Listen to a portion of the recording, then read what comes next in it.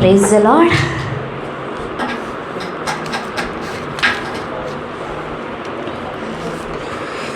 నూట 19వ కీర్తన 17వ కీర్తన 17వ వచనం. 119వ కీర్తన 17వ వచనం. నా వైపు చూడండి. నీ సేవకుడైన నేను బ్రతుకున్నట్లు నా ఎడల నీ దయారసము చూపుము, నీ వాక్యమును బట్టి నేను నడుచుకొనుచుందును. ఏమని చెప్తున్నాడు కీర్తనకారుడు?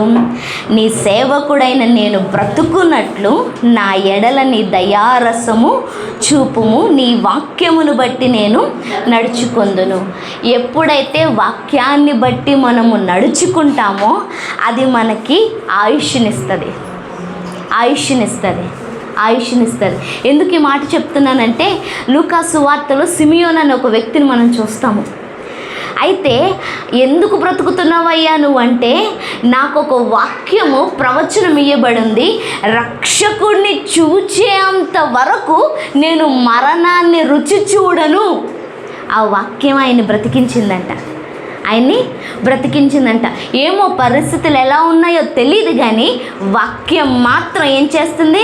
నేను చావను, నాకు నీరసం వచ్చినా, నాకు బలహీనత వచ్చినా, నాకు హింస వచ్చినా, ఉపద్రవం వచ్చినా నేను మాత్రం రక్షకుడిని చూచేంత వరకు నిలిచి ఉంటాను అనేసి అయినా నిజంగా వాక్యం మనకి ప్రోత్సాహాన్ని ఇస్తుంది, వాక్యం మనకి ఆదరణ ఇస్తుంది, వాక్యం మనకి బ్రతకడానికి ఆశనిస్తుంది. ఏం చేయబడుతుంది? బ్రతకడానికి ఆశనిస్తుంది. అందుకు నిజంగా చెప్తున్నాను, వాక్యం చదువుతుంటే దేవుడి కోసం బ్రతకాలన్న తపన రోజు రోజుకి ఎక్కువ అవుతుంది. చాలామంది అంటారు, ఎందుకు వచ్చిన బ్రతకండి, చచ్చిపోతే బాగుండు, వెళ్ళిపోతే బాగుండు, పోతే బాగుండు. ఎస్, ఆ మాటలు కొన్నిసార్లు కఠినమైన పరిస్థితి కాబట్టి వస్తుంది. కానీ వాక్యం చదువుతుంటే మళ్ళీ అయ్యయ్యో నేను తప్పన్నాను ప్రభా, ఎవరి కోసమో చావటం కాదు, నీ కోసం బ్రతుకుతాను. ఏంటి? ఎవరి కోసమో చావటం కాదు, నీ కోసం నేను బ్రతుకుతాను. అందుకని మనం బ్రతకాలి అంటే దేవుడి కోసమైనా, లేకపోతే నిజంగా ఆశీర్వాదం ఏంటంటే దేవుడు మనకిచ్చిన ఆయుష్యంతో జీవించటం. చాలామంది మధ్యలోనే మాయమైపోతున్నారు. యాక్సిడెంట్స్ అని, లేకపోతే తాగుడు వల్ల ఆరోగ్యం పాడు చేసుకోవడం అని, లేదంటే షుగరు, డయాబెటిక్స్, లేకపోతే క్యాన్సర్ అని, ఇవన్నీ కూడా మనుషులు చేసే అన్నాలెడ్జ్ అంటే జ్ఞానం లేకపోవడం వల్ల అనారోగ్యాన్ని తెచ్చుకొని చచ్చిపోతున్నారు. అంటే తమ ప్రాణాన్ని తామే తీసుకుంటున్నారు ఒక విషయం చెప్పాలంటే. కానీ వాక్యం నిజంగా చదివినోడు బాడీని ఎట్లా కంట్రోల్ చేసుకోవాలో తెలుసు, మనసును ఎట్లా కంట్రోల్ చేసుకోవాలో తెలుస్తుంది, ఆత్మను ఎట్లా కంట్రోల్ చేసుకోవాలో తెలుస్తుంది, మాటను ఎట్లా కంట్రోల్ చేసుకోవాలో తెలుస్తుంది, ఆలోచన ఎట్లా కంట్రోల్ చేసుకోవాలో తెలుస్తుంది. అందుకు మనం బ్రతకాలంటే మనం ఏం చేయబడాలా? వాక్యము చేత నడిపింపబడాలా, వాక్యము చేత ప్రోత్సహింపబడాలా, వాక్యము చేత నడిపింపబడాలా, వాక్యాన్ని మనం జరిగించాలి. మళ్ళీ చెప్తున్నాను, మనం ప్రోత్సహింపబడతాము, కొన్నిసార్లు నమ్ముతాము, కానీ వాక్యాన్ని చెయ్యం. అంటే వాక్యానుసారంగా బ్రతకం. అబద్ధాలు చెప్పొద్దని మన చిన్నప్పటి నుంచి చదువుకుంటున్నాం, కానీ ఏం చేస్తాం? కొన్నిసార్లు అనుసరించాం. ఏదో అలవాట్లో పొరపాటు అని చెప్పేస్తాము అబద్ధాలు, లేదంటే ఏం కాదులే అని చెప్పేస్తాము. నేను అంటున్నాను, వాక్యానుసారంగా బ్రతకాలి. అలా బ్రతికితే మనకి ఆయుష్ పెరుగుతుంది. అంతే కదా. ఇప్పుడు ఎజికియా చూసినట్లయితే మరణకరమైన రోగం సంభవిస్తుంది. అప్పుడు ఏం చేయబడతాడు? అతను ఉపవాసం ఉండి గోడ తట్టు తన ముఖాన్ని తిప్పుకొని ప్రార్థన చేసినప్పుడు దేవుడు 15 సంవత్సరాల ఆయుష్నిచ్చాడు. ఎందుకు? నువ్వు రాజురా, నువ్వు సరిగ్గా బ్రతికితే, నీతిగా బ్రతికితే, నన్ను చూపిస్తే నీకు ఏం చేస్తాను? నేను ఆయుష్నిస్తానని పొడుగునిచ్చాడు. ఈరోజు దేవుడు మనకి ఆయుష్ని పొడిగించాలి అంటే ఏం చూసి పొడిగించాలా? మనలో ఏదోటి నచ్చే కదా. సరే, ఈ అమ్మాయిని ఇంకో 15 సంవత్సరాలు ఇస్తే సువార్త ప్రకటించేస్తుంది, లేదంటే ఈ అమ్మాయికి ఇంకో 15 సంవత్సరాలు ఇస్తే ఇంకో 10 మందిని బ్రతికిస్తుంది, ఈ అమ్మాయికి ఇంకో 15 సంవత్సరాలు, ఈ అబ్బాయికి 15 సంవత్సరాలు ఇస్తే ఒక 10 మందిని పోషిస్తాడు, చదివిస్తాడు. అలాంటి నీతి క్రియలు మనలో ఏం కనిపించాలా? కనిపించినప్పుడు దేవుడు ఏం చేస్తాడు? ఆయుష్ని పెంచుతూ ఉంటాడు. నెక్స్ట్ వచనం 18వ వచనం, నేను నీ ధర్మశాస్త్రమునందు ఆశ్చర్యమైన సంగతులు చూచినట్లు నా కనులు తెరువుము. ఎప్పుడు మన ప్రార్థన ఇదై ఉండాల. మన బైబిల్ తెరిచిన ప్రతిసారి మన ప్రార్థన ఇదై ఉండాలి. ఏమని? నేను నీ ధర్మశాస్త్రమందు ఆశ్చర్యమైన సంగతులు చూచినట్లు నా కనులు తెరువుము. ఈ కనులు కాదండి, ఆత్మీయ నేత్రాలు. ఎన్లైటన్ అని రాయబడి ఉంటుంది. వెలిగింపబడుట అంటే ఏంటంటే ఆ మాట ఒకేసారి స్ట్రైక్ అయితే మనకి జీవం వచ్చినట్టు అనిపిస్తుంది, బలం వచ్చినట్టు అనిపిస్తుంది. ఆ ఒక్క వచనం మనం తాకగానే ఏంటంటే నాకు ఇంకా ఓటమి లేదు అని అనిపిస్తుంది, దేవుడు ఉన్నాడు నిలబడ్డాడు అని అనిపిస్తుంది. ఆ ఒక్క మాట మనల్ని తాకడానికి మనం అడగాలండి దేవుణ్ణి. ఇందాక చెప్తున్నారు, సేవకురాలు చెప్పారు, ఆశపడితేనే మనం నింపబడతాం. ముగ్గురు సేమ్ మీటింగ్కి వచ్చారు, ముగ్గురు సేమ్ పరిశుద్ధాత్మ చేత నింపబడ్డారు.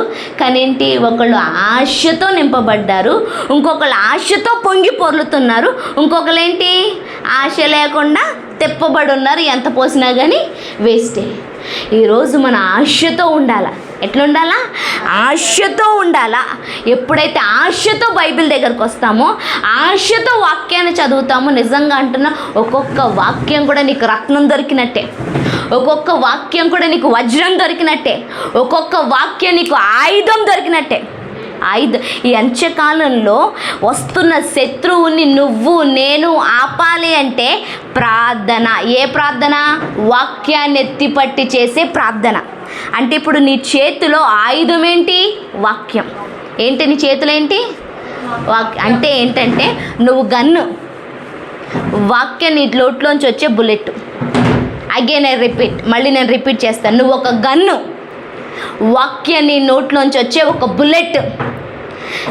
బుల్లెట్ లేకుండా గన్ను ఉండటం వల్ల ప్రయోజనం లేదండి. స్తోత్రం స్తోత్రం స్తోత్రం స్తోత్రం. ఎన్నిసార్లు స్తోత్రం? ఓకే, ఒక టైం వచ్చేంత వరకు స్తుతులతో మనం ధ్వజాన్ని నిర్మిస్తాం, ఓకే పర్వాలేదు. కానీ తర్వాత ఏంటి? ఇప్పుడు మనం శత్రువుని ఓడించాల్సిన టైము. ఎవరిని? శత్రువుని ఓడించాల్సిన టైము, శత్రువు వెన్నుముక్కను విరచాల్సిన టైము, శత్రువు కాళ్ళను ఎరగొట్టాల్సిన టైము. అవి విరవబడాలి అంటే నువ్వు బుల్లెట్ వదలాలా. ఏం వదలాలా? బుల్లెట్ వదలాలి. ప్రభువా, నువ్వు రాయబడి ఉంటుంది. ఒక్కొక్క నిజం చెప్పి యెషయా గ్రంథం కానీ ప్రతి పుస్తకంలో ప్రతి వచనం కూడా ఒక ప్రార్థనేనండి. ఒక్కొక్క వచనాన్ని ఎత్తిపట్టి ప్రార్థన చేస్తే శత్రువుకి వణుకు పడుతుంది. కానీ మనం వాక్యాన్ని ఎత్తిపట్టి ప్రార్థన చేయము, మన మనసులోకి వచ్చిన బాధను ఎత్తిపట్టి ప్రార్థన చేస్తున్నాం.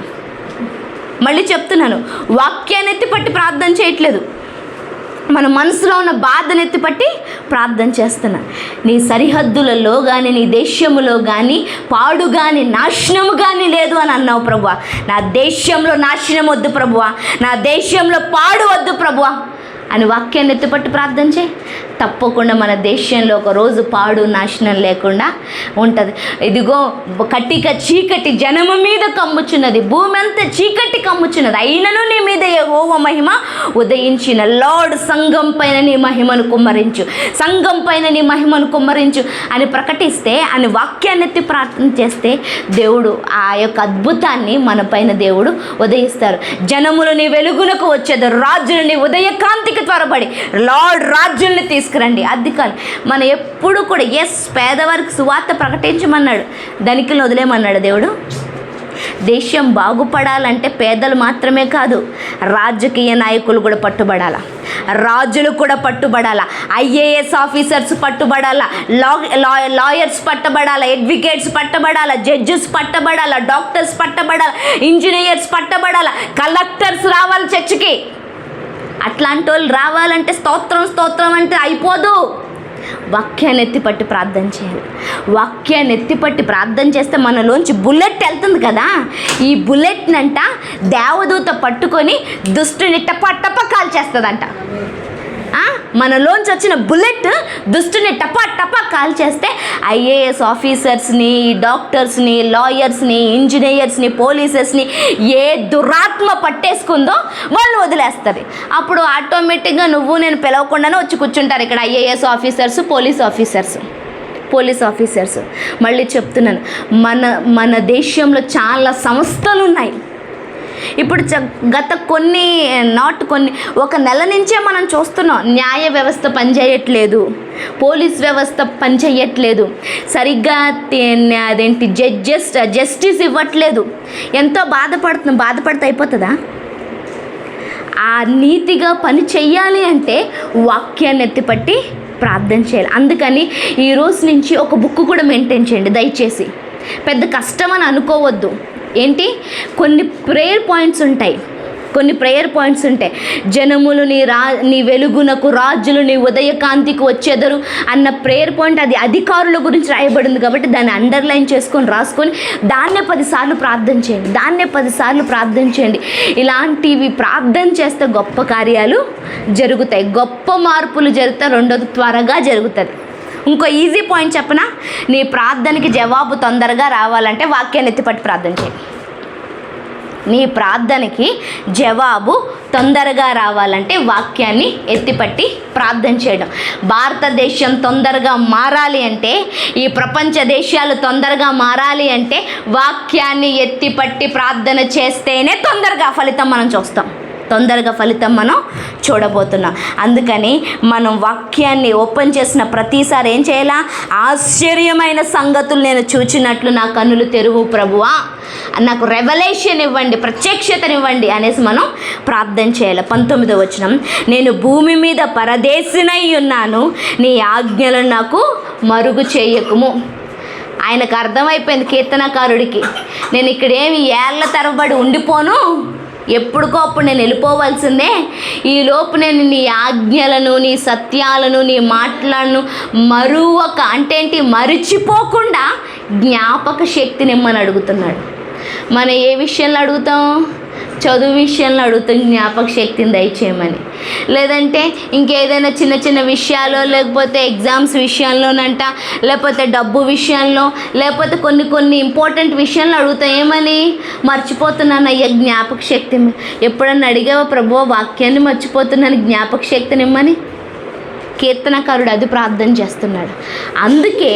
అందుకే దేవుడు ఒట్టి వారిని కూడా ఏం చేశాడు? సింహాసనం మీద నిలబెట్టాడు. ఇప్పుడు మనం ఏమని చెయ్యాలా? నీ వాక్యాన్ని నేను, నీ ఆజ్ఞలను మరిచిపోకుండా, మరుగై ఉండకుండా నాకేం చేయండి? జ్ఞాపక శక్తిని దయచేయండి అని మనం అడగాలి. 20వ వచనం, నీ న్యాయ విధుల మీద నాకు ఎడతెగని ఆశ కలిగి ఉన్నది. హల్లెలూయా. దాని చేత నా ప్రాణము క్షీణించుచున్నది. నీ న్యాయ విధుల మీద నాకు ఎడతెగక ఆశ కలిగి ఉన్నది, దాని మీద నా ప్రాణము క్షీణించుచున్నది. అంటే ఏంటంటే, మన కడుపులో పుట్టిన బిడ్డ మాట్లాడకుండా ఇంట్లోంచి వెళ్ళిపోయాడు, చూసి 4 రోజులు అయిపోయింది. ఎలా ఉంటుంది మనసు? ఎలా ఉంటుంది? మాట్లాడట్లేదు, ఎక్కడో ఉన్నాడో తెలీదు, ఏం చేస్తున్నాడో తెలీదు, తిన్నాడో లేదో తెలీదు. ఏదో చిన్న గొడవకి ఇంట్లోంచి పారిపోతే వెళ్ళిపోతే ఎలా అనిపిస్తుంది? ఇప్పుడు ఏమంటున్నాడు కీర్తనకారుడు? నా ప్రాణం క్షీణించిపోతుంది, అంతలాగా నేను ఆశపడుతున్నాను. మనం దేవుని ఆ వాక్యం కోసం ఆశపడాలి. కానీ మనం మన పిల్లల భవిష్యత్తు కోసమనో, డబ్బు కోసమనో, సంపాదన కోసమనో, భవిష్యత్తు కోసమనో, నేను అంటున్నాను మన కోసం ఆశపడడంలో తప్పులేదు. కానీ వాటన్నిటిని చూసుకోవడానికి దేవుడు ఉన్నాడు. నువ్వు వాక్యం కోసం, దేవుడి కోసం మన ఆశపడండి. నీ ఆశలన్నీ తీర్చేవాడు దేవుడు. నీ ఆశలన్నీ ఇంకా గొప్పగా తీరుస్తాడు. 21వ వచనం, గర్విష్ఠులను నీవు గర్దించుచున్నావు, నీ ఆజ్ఞలను విడిచి తిరుగువారు శాపగ్రస్తులు. దేవుడి వాక్యమే తీర్పు తీరుస్తుంది. మనం తీర్పు తీర్చక్కర్లేదు, మనం న్యాయం తీర్చక్కర్లేదు, మనం ఏడవక్కర్లేదు, మనం బాధపడక్కర్లేదు. దేవుడి వాక్యమే తీర్పు తీర్చేది. దేవుడి వాక్యమే. ఇంకో విషయం చెప్పనా, నువ్వు ఎప్పుడు వాక్యం చేత నడిపింపబడితే, వాక్యమై నువ్వు జీవిస్తున్నట్లయితే ఎవడు నీకు అన్యాయం చేయలేడు తెలుసా. అసలు నిన్ను నాశనం చేద్దామని, నీకు వెన్నుపోటు పొడుద్దామని, నీ జీవితాన్ని పాడు చేద్దామని నీ వరకు వచ్చి మహా అయితే నిన్ను తాకగలడేమో కానీ నిన్నేం చేయలేడు. ఎందుకంటే ఇప్పుడు నీలో ఏముంది? వాక్యం ఉంది. వాక్యం అంటే ఎవరు? దేవుడిని నాశనం చేయగలిగిన వాడి లోకంలో ఇంకెవరు పుట్టలేదు. దేవుణ్ణి పాడు చేయగలిగిన వాడి లోకంలో ఎవరు పుట్టలేదు. దుష్టుడు ఆయన నోటి ఊపిరి చాలండి దుష్టుడు నాశనం అయిపోవడానికి. పెద్ద యుద్ధమేం జరగదు. రేపు పొద్దున అంత్యకాలంలో ఉఫ్ అంటే ఎగిరిపోయాడు, పాతాల్లో 1000 ఏళ్ళు బంధింపబడతాడు. మళ్ళీ బయటకు వచ్చిన తర్వాత కూడా ఒక్క క్షణంలో వాడు నాశనం అయిపోతాడు. పెద్ద యుద్ధమేం లేదు. కాకపోతే ఇప్పుడు మనకు అన్ని సత్యాలు నెరవేర్చడానికి దేవుడు వాడిని జస్ట్ ఉండు అనేసి అనుమతించాడు. ఈరోజు తీర్పు తీర్చేది ఏంటి? నీలో ఉన్న వాక్యము, మనలో ఉన్న వాక్యము. ఏం చెప్పాలి తెలుసా? ఆమె ఎప్పుడు వాక్యం చేత ఉంటుంది.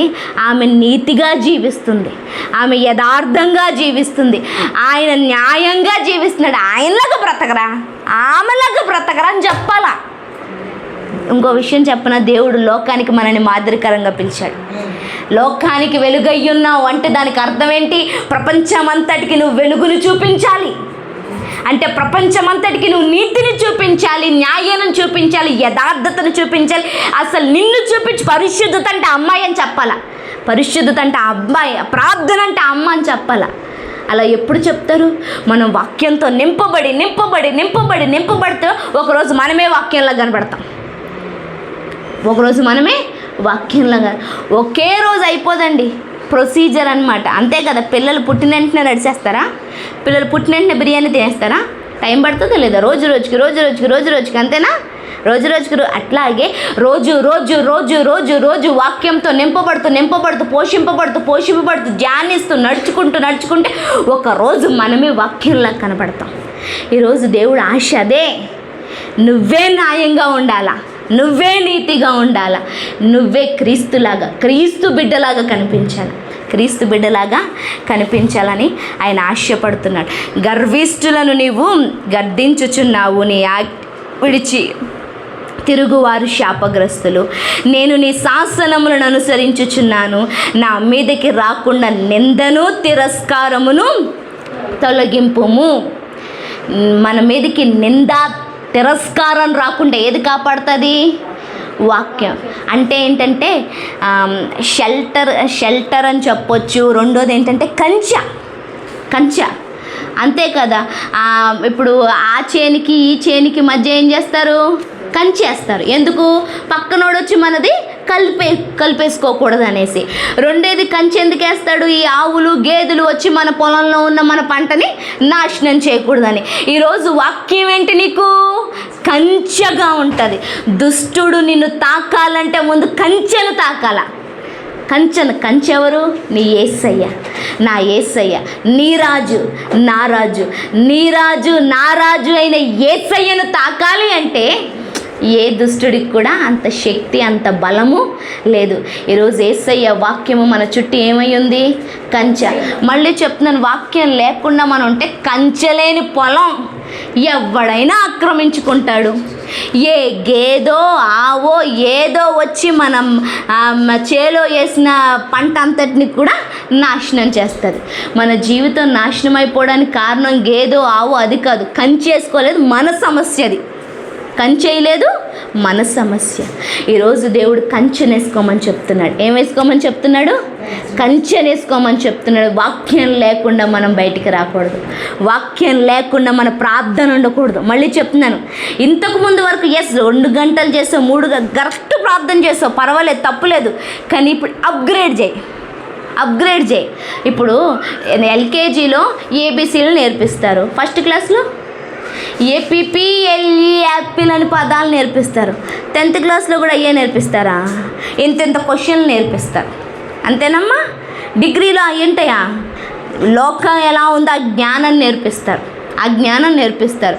అట్లాగే ఇంతకుముందు ప్రార్థనలు, మంచి ప్రార్థనలు చేసావు, కానీ ఇప్పుడేంటి, దుష్టుణ్ణి ఎదిరించే ప్రార్థనలు చెయ్యాలంటే వాక్యాన్ని ఎత్తిపట్టి ప్రార్థన చేస్తే దుష్టుడు పారిపోతాడు, శత్రువు మీద గెలుపును పొందుతాము. మన చుట్టూ, మన దేశం చుట్టూ కంచెనెయ్యాలి. ఇప్పుడు ఇంతకాలం నీ చుట్టూ కంచెనేసుకున్నావు, నీ కుటుంబం చుట్టూ కంచెనేసుకున్నావు, నీ సంఘం చుట్టూ కంచెనేసుకున్నావు, దేవునికి స్తోత్రం. ఇప్పుడు దేశం చుట్టూ కంచెయ్యాల్సిన టైం వచ్చింది. అందుకు వాక్యాన్ని ఎత్తి మనం మన దేశం గురించి ప్రార్థన చేసినట్లయితే మన దేశం సంరక్షింపబడుతుంది. రేపొద్దుట భారతదేశం పలానా విజయకుమారి అమ్మ ప్రార్థన వల్ల, పలానా కిరణ్మయ అమ్మగారి ప్రార్థన వల్ల, పలానా మౌనిక ప్రార్థన వల్ల, పలానా మాధవమ్మ ప్రార్థన వల్ల భారతదేశంలో ఇంతమంది రక్షింపబడ్డారు అని మీ లెక్కలోకి వస్తారు, మీ లెక్కలోకి వస్తారు. అదే కంచె లేదనుకోండి, దేశం పాడైపోద్ది. సేమ్ అదే రిపీట్. ఆ అమ్మ ప్రార్థన చేయలేదు, అందుకు భారతదేశం బాగుపడలేదు. ఈ అమ్మ ప్రార్థన చేయలేదు, అందుకు భారతదేశం బాగుపడలేదు. అలాంటి చెడు వార్త వద్దు, చెడు సాక్ష్యం వద్దు, మనకి మంచి సాక్ష్యం పొందుకుందాం. నెక్స్ట్, అధికారులు నాకు విరోధముగా సభ తీర్చి మాట్లాడుకొందురు, నీ సేవకుడు నీ కట్టడలను ధ్యానించుచుండును. ఎవరంట? అధికారులు నాకు విరోధముగా సభ తీర్చి మాట్లాడుకొందురు, నీ సేవకుడు నీ కట్టడలను ధ్యానించుచుండును. ఇక్కడ ఇద్దరు సాక్షులు ఉన్నారు. ఉదాహరణ, యేసు ప్రభువారిని కూడా నిలబెట్టి అధికారులు అందరూ తీర్పుని ఇచ్చారు, కానీ విజయం ఎవరికి కలిగింది? యేసయ్యకే కలిగింది.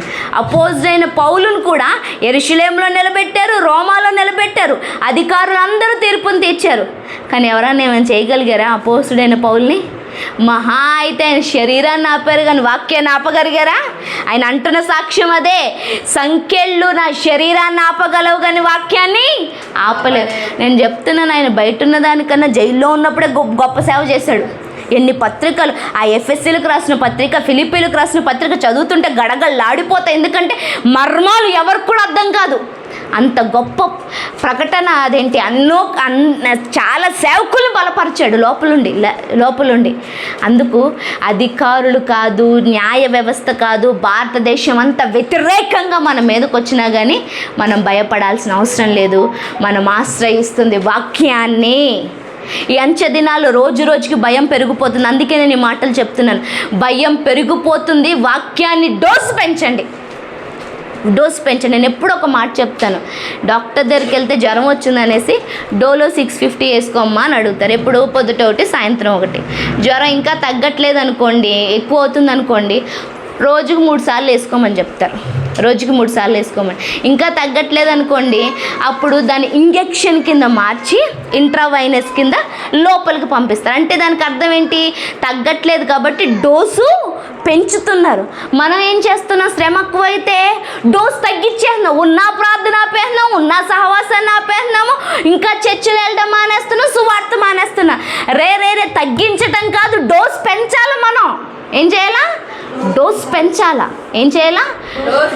డోస్ పెంచాలి. అధికారులు కాదు, మతోన్మాదులు కాదు, వాళ్ళు వీళ్ళు ఎంతమంది వచ్చినా కానీ ఏం చేయాలా? ప్రార్థనని ఎవరు ఆపలేరు, వాక్యాన్ని ఎవరు అడ్డగించలేరు.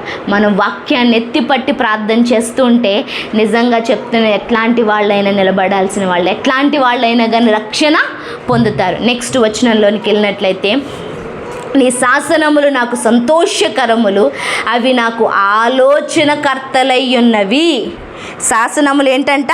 సంతోషకరణములు, అవి నాకు ఆలోచకరములై ఉన్నవి. అంటే ఇక్కడ ఇంగ్లీష్లో ఏమని రాయబడిందంటే కర్తలై ఉన్నవి. ఇంగ్లీష్లో ఏమని రాయబడి ఉంటుందంటే అడ్వైజర్స్, గైడర్స్ అని రాయబడి ఉంది. అడ్వైజర్స్ అంటే ఏంటి? సలహాకర్తలు. ఏంటి? సలహాదారులు.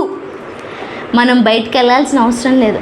కౌన్సిలర్స్ అని కూడా రాయబడింది, ఇంకొక ట్రాన్స్లేషన్స్లో కౌన్సిలర్స్ అని కూడా రాయబడింది. ఇప్పుడు నవ్వేడేస్ ఏంటంటే లవ్ ఫెయిల్యూర్ అయినప్పుడు, లేకపోతే ఈ విడాకుల సమస్యలు, లేకపోతే ఏదైనా పెద్ద ఆస్తిపాస్తుల సమస్యలు, ఆ సమస్య ఈ సమస్య వచ్చినప్పుడు కౌన్సిలర్స్ దగ్గరికి వెళ్తున్నారు.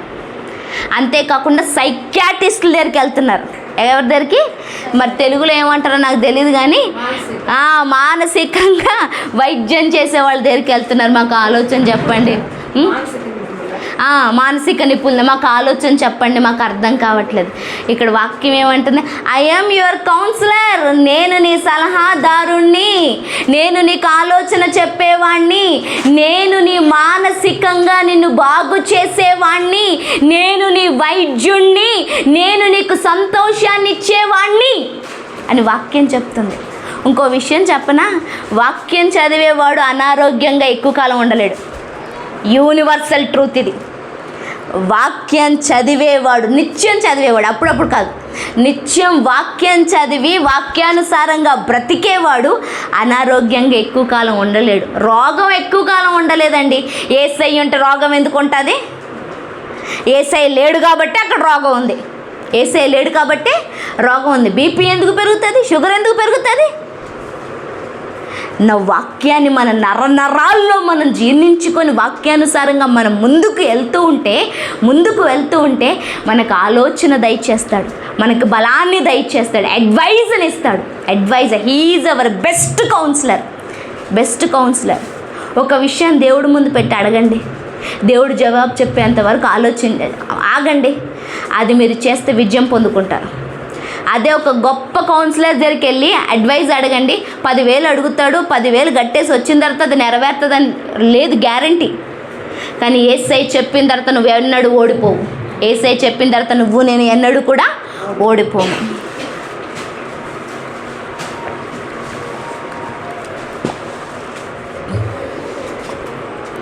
ఇరవై 25వ వచనం, నా ప్రాణము మంటిని హత్తుకొనుచున్నది, నీ వాక్యము చేత నన్ను బ్రతికింపుము. ఏంటంటే నా ప్రాణము మంటిని హత్తుకొనుచున్నది, నీ వాక్యము చేత నన్ను బ్రతికింపుము. మనం బ్రతకాలంటే మెడిసిన్ ఏంటి?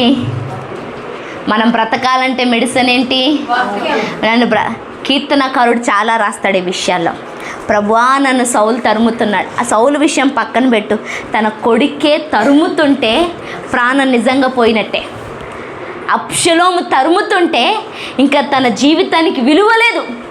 నిజంగా అప్పుడు అంటాడు, నా ప్రాణం మంటిని హత్తుకుంటుంది ప్రభువా, మరణ లోయలో ఉన్నానయ్యా, మరణ ఛాయలో ఉన్నానయ్యా, నాకు ఇంకా బ్రతికే ఆశలే లేవయ్యా, అందరూ నన్ను చూచి ఇంకా వీడి పని అయిపోయింది అని అంటున్నారు. కానీ నువ్వు నన్ను తిరిగి బ్రతికించావు. మన ప్రాణం మంటిని హత్తుకున్న తిరిగి లేపగలిగిన సామర్థ్యం కలిగినది యేసయ్య ఒక్కడే. ఎందుకంటే మరణాన్ని గెలిచి తిరిగి లేచిన వాడు ప్రపంచంలో ఆయన తప్ప ఇంకా ఎవరు కూడా లేరు.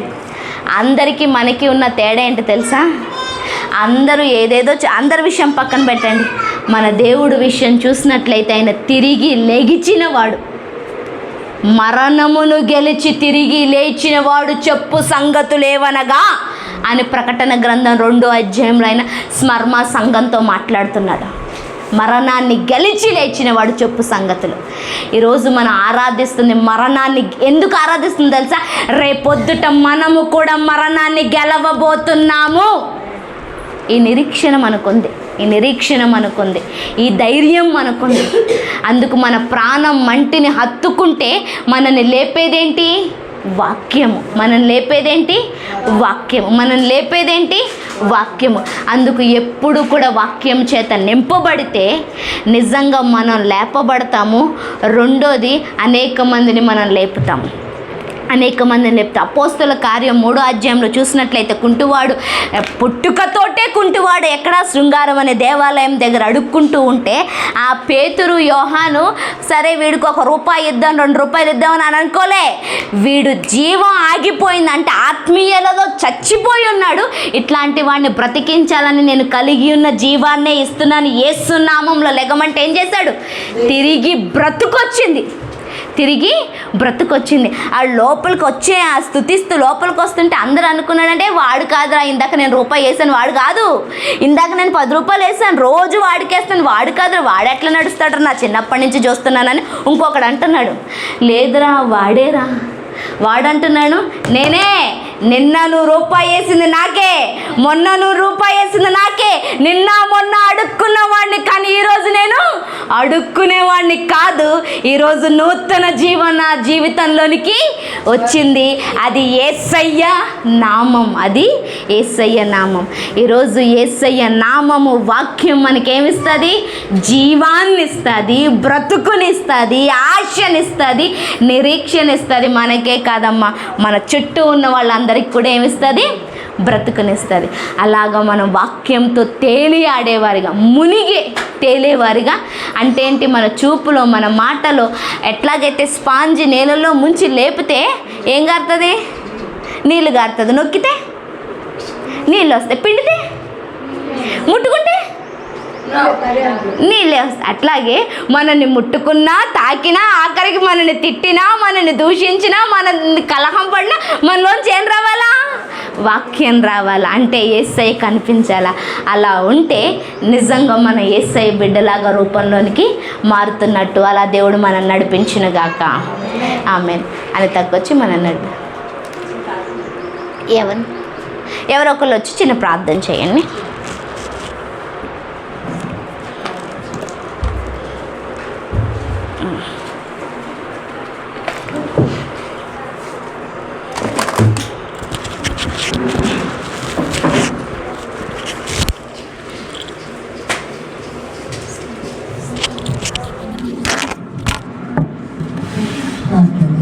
స్తోత్రం స్తోత్రం స్తోత్రం. నేను దేవానికి వందనాలు, స్తోత్రాలు, స్థుతులు చెల్లిస్తున్నాను. యెహోవా రఫా, యెహోవా షమ్మా, యెహోవా షాలో, యెహోవా నిషీగా మీరు మాతో ఉన్నందుకు వందనాలు అయ్యా. మా విజయం భుజబలము కాబట్టి మమ్మల్ని నడిపిస్తున్నందుకు వందనాలు. ఇంతవరకు నీ బిడ్డల ప్రభ అయ్యా, నాయన నా తండ్రి ప్రభ చెప్పిన ప్రతి వాక్యాన్ని బట్టి వందనాలు అయ్యా. అవును నాయన, నీ వాక్యం ఆలోచ్చేవాన్ని ఇస్తారు ప్రభ.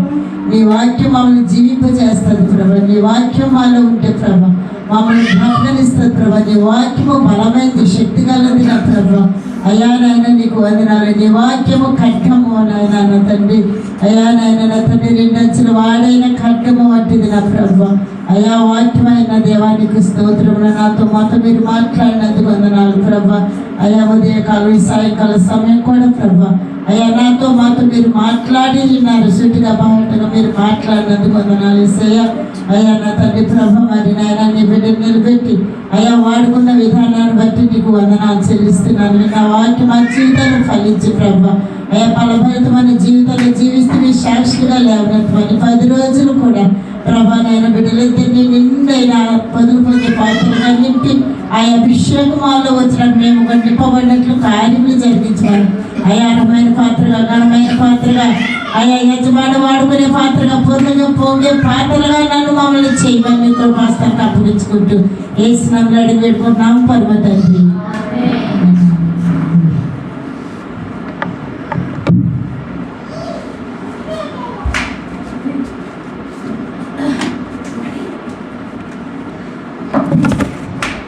హల్లెలూయా. ఒప్పుకుందా? కొంచెంసేపు అడిగి నడుస్తారా? కంటిన్యూ చేశానా? Very good. హల్లెలూయా. సరే, ప్రశ్నతో స్టార్ట్ చేస్తాం. ఓకేనా? ఇప్పుడు చెప్పు సెక్షన్ ఏంటి? వాక్యము. మనలో మరొక వాక్యం అనుసరిస్తాం. మనకు దీర్ఘాయువు ఇస్తుంది, ఇంకా జీవాన్ని ఇస్తుంది, ఇంకా బ్రతికిస్తుంది, ఇంకా 4 పాయింట్స్ అంతేనా? లేదా నేనే అన్నాను నీకంటే ఎక్కువ అయితే. హల్లెలూయా. వ్యసనం తప్పిస్తుంది,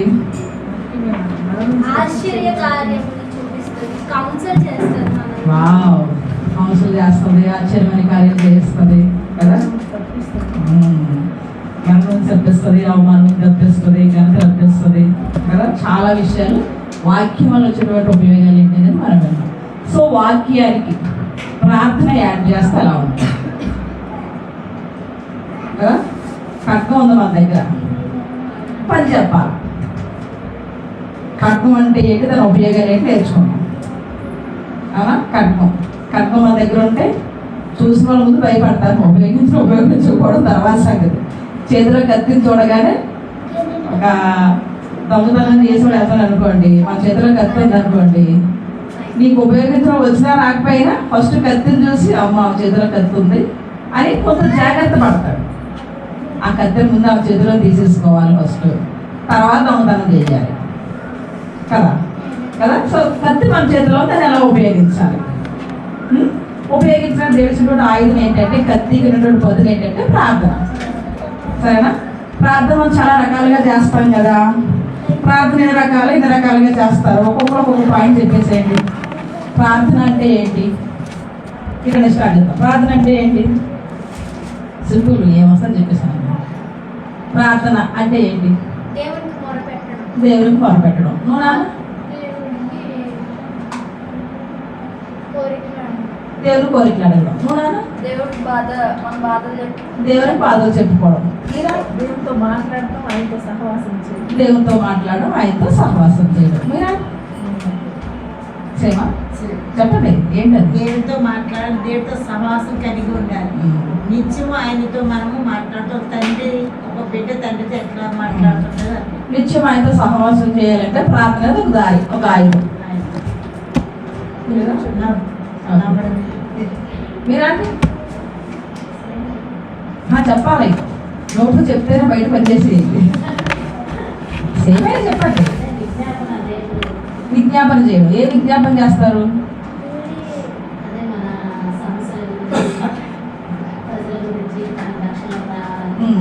విజ్ఞాపన చేస్తాం. మన సమస్యలు వచ్చినా, పక్క వాళ్ళ సమస్యలు ఉన్నా, ఎవరికన్నా బాగోకపోయినా, మనం డబ్బు సహాయం చేయకపోయినా కానీ వాళ్ళ కొరకు ప్రార్థన చేస్తాం. విజ్ఞాపన ప్రార్థన చేస్తాం. నువ్వు అమ్మా చింతలు ఎల్లో కలర్. ప్రార్థన అంటే ఏంటి? దేవునితో మాట్లాడడం. కదా ఇన్ని రకాల ప్రార్థన. ఇప్పుడు నేను మీకు ఏం చెప్తాను అంటే కనుక మీకు చెప్పేవన్నీ కరెక్టే కదా. ప్రార్థన చేస్తాం కదా. ప్రార్థన ప్రభు వీళ్ళకి సమస్య ఉంది ప్రభు తీర్చు ప్రభు అనేసి మనం ప్రార్థనని 3 భాగాలుగా విభజించాలి. ఎన్ని భాగాలు విభజించాలి? 3 భాగాలు. ఓకేనా? మనం భూలోకంలోనే ఉన్నాము. పరలోకంలో విషయాలు భూలోకంలో రావాలి అంటే ఒక ప్రార్థన చెయ్యాలి. ఎలా చేయాలో చెప్తాను నేను. పరలోకంలో ఉన్నాయి, భూలోకంలోకి రావాలి అంటే ఒక రకమైన ప్రార్థన చెయ్యాలి. భూలోకంలో ఉన్నాయి, కరెక్ట్ కండిషన్లోనికి రావాలి అంటే ఒక రకమైన ప్రార్థన చెయ్యాలి. అర్థమైంది నేను చెప్పింది? ఫస్ట్ ఏం చెప్పాను? భూమి రావాలంటే ఒక రకమైన ప్రార్థన చేయాలి. భూలోకంలో ఉన్నాయి, పరలోకానికి వెళ్ళాలంటే అంటే భూలోకంలో ఉన్నవన్నీ కరెక్ట్ కండిషన్లో ఉండాలి అంటే ఒక ప్రార్థన చెయ్యాలి. భూలోకంలో ఉన్న పాతాళ లోకంలోకి పంపించాలి అంటే ఒక రకమైన ప్రార్థన చెయ్యాలి. ఓకేనా? రాసుకున్నారా? 3 రకాలు: పరలోక ప్రార్థన, భూలోక ప్రార్థన, పాతాళలోక ప్రార్థన. సింపుల్ అన్నమాట. ఎన్ని రకాలు? 3 రకాలు. పరలోక ప్రార్థన, భూలోక ప్రార్థన, పాతాళలోక ప్రార్థన. అర్థమైందా? చెప్పండి 3 రకాలు ఏంటి? చెప్తా, వివరిస్తా. చూసారా? అది ఎన్ని ప్రార్థనలు? 3 రకాలు. పరలోకంలో ప్రార్థన, భూలోకంలో ప్రార్థన. ఫస్ట్ పరలోక ప్రార్థన కోసం తెలుసుకుందాం. ఓకేనా? ఓకే. ఇది ప్రార్థన వీరులకి చాలా అత్యవసరమైనటువంటి విషయం అన్నమాట. అన్నీ ఒక రకంగానే ప్రార్థన చేసేస్తాం మనం. కాబట్టి అన్నీ ఒక రకంగా ప్రార్థన చేయకూడదు. ప్రార్థనలో రకాలు ఉంటాయి. సో పరలోక ప్రార్థనకి ఏంటి అంటే ఖచ్చితంగా దేవుని దగ్గర మనం అంటే పరలోక విషయాలు, దేవుని చేతిలో ఉన్నటువంటి విషయాలు భూలోకానికి రావాలి అంటే మోకరించి ప్రభు దగ్గర ఏం చేయాలి? ప్రభువా, భూలోకంలో మీరు నాకు ఇచ్చిన అభిషేకం ద్వారా పరలోక విషయాలు భూలోకంలో ఎలా స్థాపించాలి? నాకు లేకపోతే ఆత్మీయ ఫలాలు కావాలి, ఆత్మీయ వరాలు కావాలి, పరలోక దర్శనాలు కావాలి అని మనం ఏం చేయాలి? దేవుణ్ణి బ్రతిమలాడాలి. దేవుని బ్రతిమలాడాలి.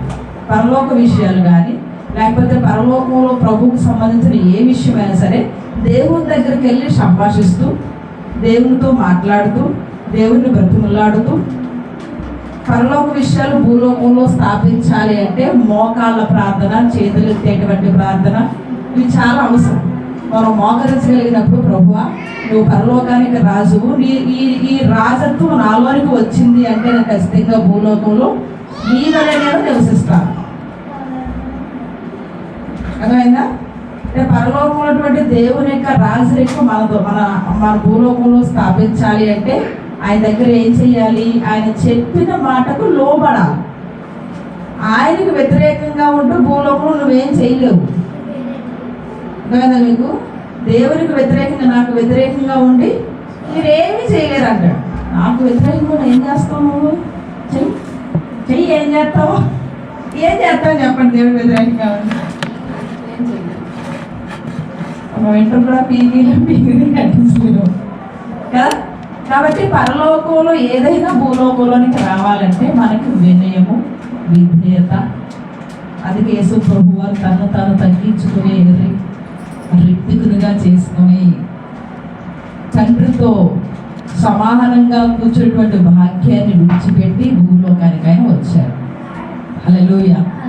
పరలోక రాజ్యాన్ని భూలోకంలో మనం స్థాపించాలి అంటే యేసు ప్రభువు వారు ఏ క్యారెక్టర్, ఏ గుణం అయితే కలిగి ఉన్నారో, ఎటువంటి స్వభావం అయితే కలిగి ఉన్నారో, అందుకే యేసు ప్రభు వారు భూలోకంలో ఉన్నప్పుడు రోదనతోనూ కన్నీళ్లతోనూ యాచనలతోనూ ప్రార్థనలతోనూ ఆయన భూలోకంలో జీవించారు.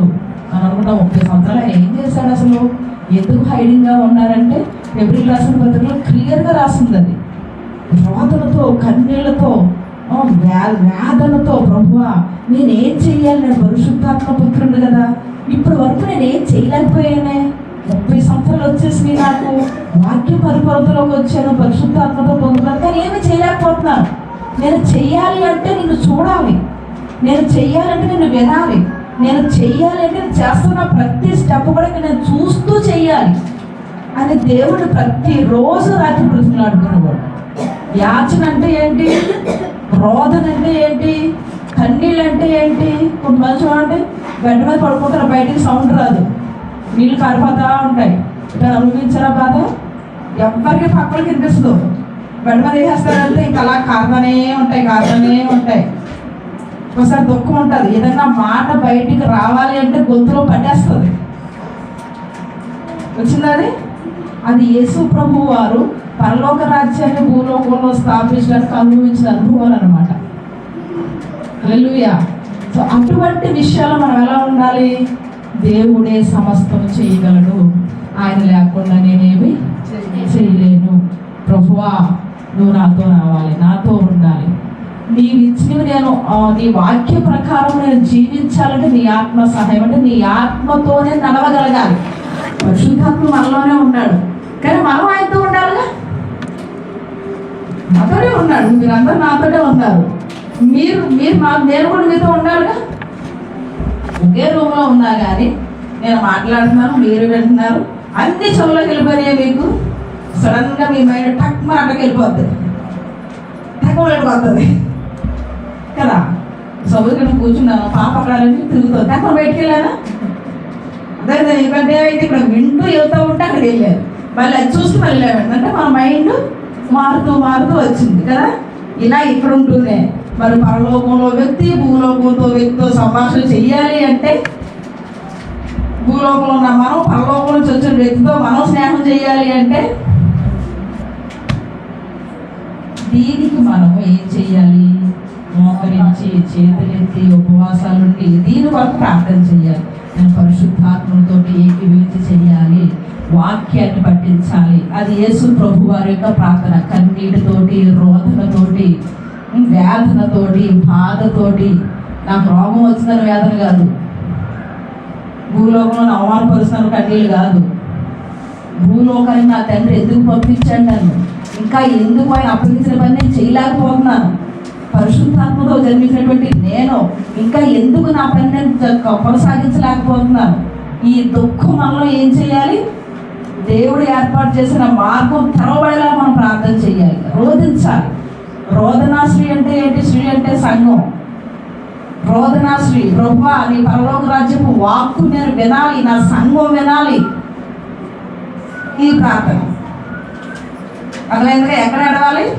పరలోక రాజ్యపు వాక్యం భూలోకంలో స్థాపించబడ్డానికే మన రోదన ఉండాలి, మన వేదన ఉండాలి, మన దుఃఖం ఉండాలి, పరిశుద్ధాత్మతో మనం వేరైపోయినా, పరిశుద్ధాత్మని మాట మనం వెళ్ళలేనటువంటి స్థాయిలోనికి వచ్చినా అప్పుడు ఉపవాసం ప్రకటించాలి.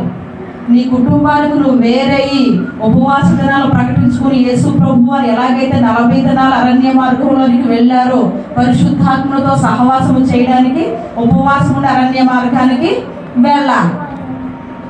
యేసు ప్రభు వారు చేశారు, బాప్తిస్మ ఇచ్చి యోహాను గారు చేశారు. ప్రవక్తలో ఎవరి జీవితంలో మీరు చేసినా కానీ ప్రతి ఒక్కరు కూడా ప్రవక్తలందరూ ఎక్కడ ఉన్నారు? అడవుల్లో, అరణ్యాల్లో, మనుషుల మధ్యలో ఎవ్వరూ లేరు. ఎందుకు? పరలోక వాక్యాన్ని వినాలి అంటే ఎలా ఉండాలి? మన మనసు పరలోకంతో ఏకీభవించాలి. దీని కొరకు నువ్వు మానవులు ప్రతిరోజు జీవించే జీవన విధానం వాళ్ళకి సరిపడదు. మనం పడుకుంటే వాళ్ళు లెగిస్తారు, వాళ్ళు లెగిస్తే మనం పడుకుంటాం. అంటే దేవుడు ఎప్పుడు మాట్లాడతాడో తెలియదు, ఏ విషయాల కోసం మాట్లాడతాడో తెలియదు. ఇర్మియా గారిని తీసుకెళ్ళి ఏమంటాడో 6 నెలల్లో ఒక పక్కనే పడుకో అంటాడు. పడుకోవాలి ఒక పక్కనే. వెళ్ళి మనిషి మలం తినమంటాడు. ప్రభువా నేను ఎప్పుడూ అపవిత్రమైన ముట్టలేదు ప్రభువా. సర్లే మనిషికి మలం బదులు పశువులు తీసుకోవాలి. అందుకే ఇప్పుడు హిందువులు పశువులను తీసుకుంటారు. ఎందుకంటున్నారు? ఎహిజ్కేలు తీసుకున్నాడని. అది బాధ్యత వాళ్ళు. హల్లెలూయా. అంటే దేవుడు పిలిచినటువంటి వారి యొక్క జీవిత విధానం వేరేగా ఉంటుంది. సో ఆ పరలోక రాజ్యాన్ని భూలోకంలో మనం ఏకీభవించాలి అంటే ఉపవాస ప్రార్థనలు, కన్నీటి ప్రార్థనలు, రోదన ప్రార్థనలు, దుఃఖ ప్రార్థనలు, నీకు సీజనల్ ప్రార్థనలు, ఇవన్నీ అవసరం. ఓకేనా? ఏటికి? ఇప్పుడు భూలోకంలోకి వస్తాం. అంటే జస్ట్ మీకు ఇంట్రడక్షన్ ఇస్తున్నాను. రేపు ఎవరెవరు పరలోక ప్రార్థనలు చేసి ఏమేం చేశారు, భూలోకంలో ఏమేం చేశారు, పాతాళలోకంలో ఏం చేశారో చెప్తాను. జస్ట్ ఇంట్రడక్షన్ అనమాట. అలాగేనా? పరలోకంలో అలా పెడతాం. ఇప్పుడు భూలోకానికి వస్తాం. భూలోకంలో సమస్యలు చెప్పండి. రోగాలు, దగ్గు. ఆ రోగంలో క్లాంటి కూడా చెప్పాడు. దగ్గు అంట, దగ్గు, వైపరీత్య లోకం అంతా. ఎవరికి దగ్గర తగ్గేశారు. కష్టం ఏంటండి?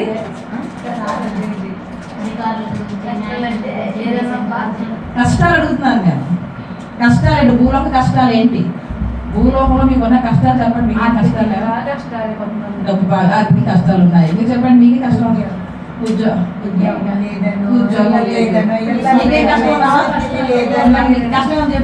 పిల్లలు మార్చబడలేదనో, కష్టం లేదా? ఏమన్నా కష్టం? మా చెల్లె నాకు కష్టం అంటుంది.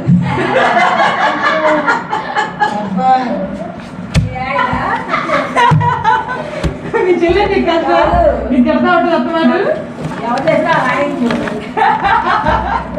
అలా ఆయన చెల్లె తట్టు నువ్వు ఇద్దరు ఎలా కూడా అలా కూడా అందుకని కదా. ఓకే, నీకు కష్టమేటవా? వంకాయ కూర తిన్నావు, కష్టం. కష్టమేమీ లేదంట. వంకాయ తింటే కష్టమే కదా. వంకాయ కూర తిన్నావా నువ్వు? తినలేదు కదా. వంకాయ కూర తినడం కూడా కష్టం. అమ్మాయి నీకే కష్టం. ఇలా కూర్చోబెట్టమే కష్టం అక్క అన్నట్టు అవుతుంది పిల్ల. నీకే అది కష్టం. ఏదో ఆలోచిస్తున్నా, ఏం జరగట్లేదు, ఏదో జరగాలి. కష్టం లేదు అంటే కష్టం లేకుండా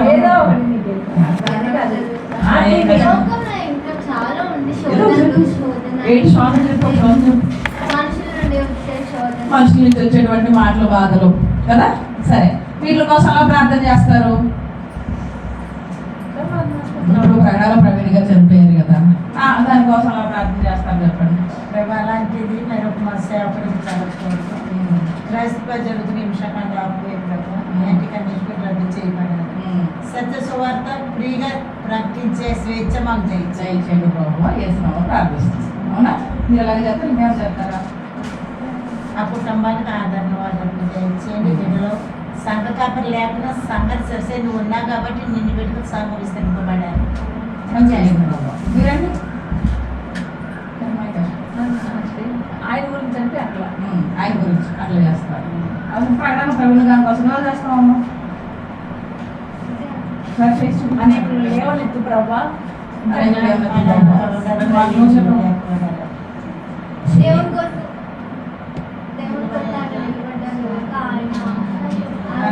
ఆయన జీవితాన్ని దేవునికి ఇచ్చారు కదా. సో అలాంటి వాళ్ళు ప్రార్థన ప్రౌఢిగా చనిపోయేటువంటి వాళ్ళు ఇంకా లేపడాలి. చేస్తాం మంచి పాయింటే. మంచి పాయింట్ అక్క. అంటే ఇప్పుడు జనాలు అనుకుంటున్నారు కదా, ఈ ఒక్క వ్యక్తిని చంపేస్తే జనాలు భయపడతారు, ప్రజలు భయం. కానీ భయం కాదు, కానీ దేవుడు ఇంద్రియ నిగ్రహం ఆ ఆత్మని ఇచ్చాడు కాబట్టి ఆ ఆత్మతో దేవుడు ఆత్మ ద్వారా ప్రతి ఒక్క నాయకులు విశ్వాసం నడిపించబడాలి.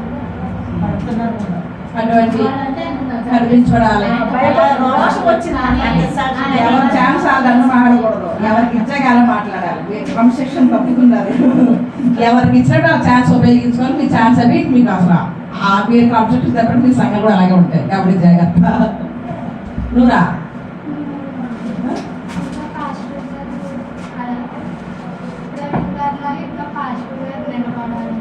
ప్రవీణ్ గారి లాగా ఇంకా కొంతమంది పాస్టర్లు లేపడాలి పోమని ప్రార్థన చేస్తాను. నువ్వేం చేస్తావా? నువ్వు ప్రార్థన చేయవా? వెరీ గుడ్ రా. మీరా అంటే అది కరెక్ట్. యథార్థంగా ఉంటాడు. యథార్థవంతులు దేవుని చూస్తారంట. ఖచ్చితంగా దేవుని చూస్తారా కదా. ఇది మన ప్రార్థన కదా. ఏ సమస్య అయినా సరే ప్రభువా ఈ సమస్య జరగకుండా ఉంటే బాగుంది కదా. సరే సమస్య వచ్చిన వాళ్ళని ఆశీర్వదించు, వాళ్ళకి ఇంకా కష్టాలు లేకుండా దీవించు. ఎక్కడ నష్టం జరిగినా 2 ఆశీర్వాదం కలిగించు భూలోకంలో కదా. కానీ చేయాల్సింది కాదు మీరంటే ఇక్కడే మనం జాగ్రత్తగా చేయాల్సింది. భూలోకము ఎవరి అధికారంలో ఉంది? మనుష్యుని యొక్క అధికారంలో ఉంది, సాతాను కాదు. యేసు ప్రభు వారు వచ్చిన తర్వాత ఆయన రక్తాన్ని సమర్పించి సాతాను చేతుల్లో ఉన్నటువంటి భూలోక రాజ్యాన్ని, ఆ తాళపు చెవుల్ని ఎవరికి ఇచ్చాడు? పేదరు ఎవరు? మనిషా సాతానా? మనందరం మనుషులమా సాతానువా? దేవుడు స్తోత్రం కదా. పరలోకపు తాళపు చేతులు నాకు ఇవ్వబడ్డాయి, భూలోకపు తాళపు చేతులు నాకు ఇవ్వబడ్డాయి, మీకు నేను అధికారాన్ని ఇస్తున్నాను. అర్థమైందా మీకు?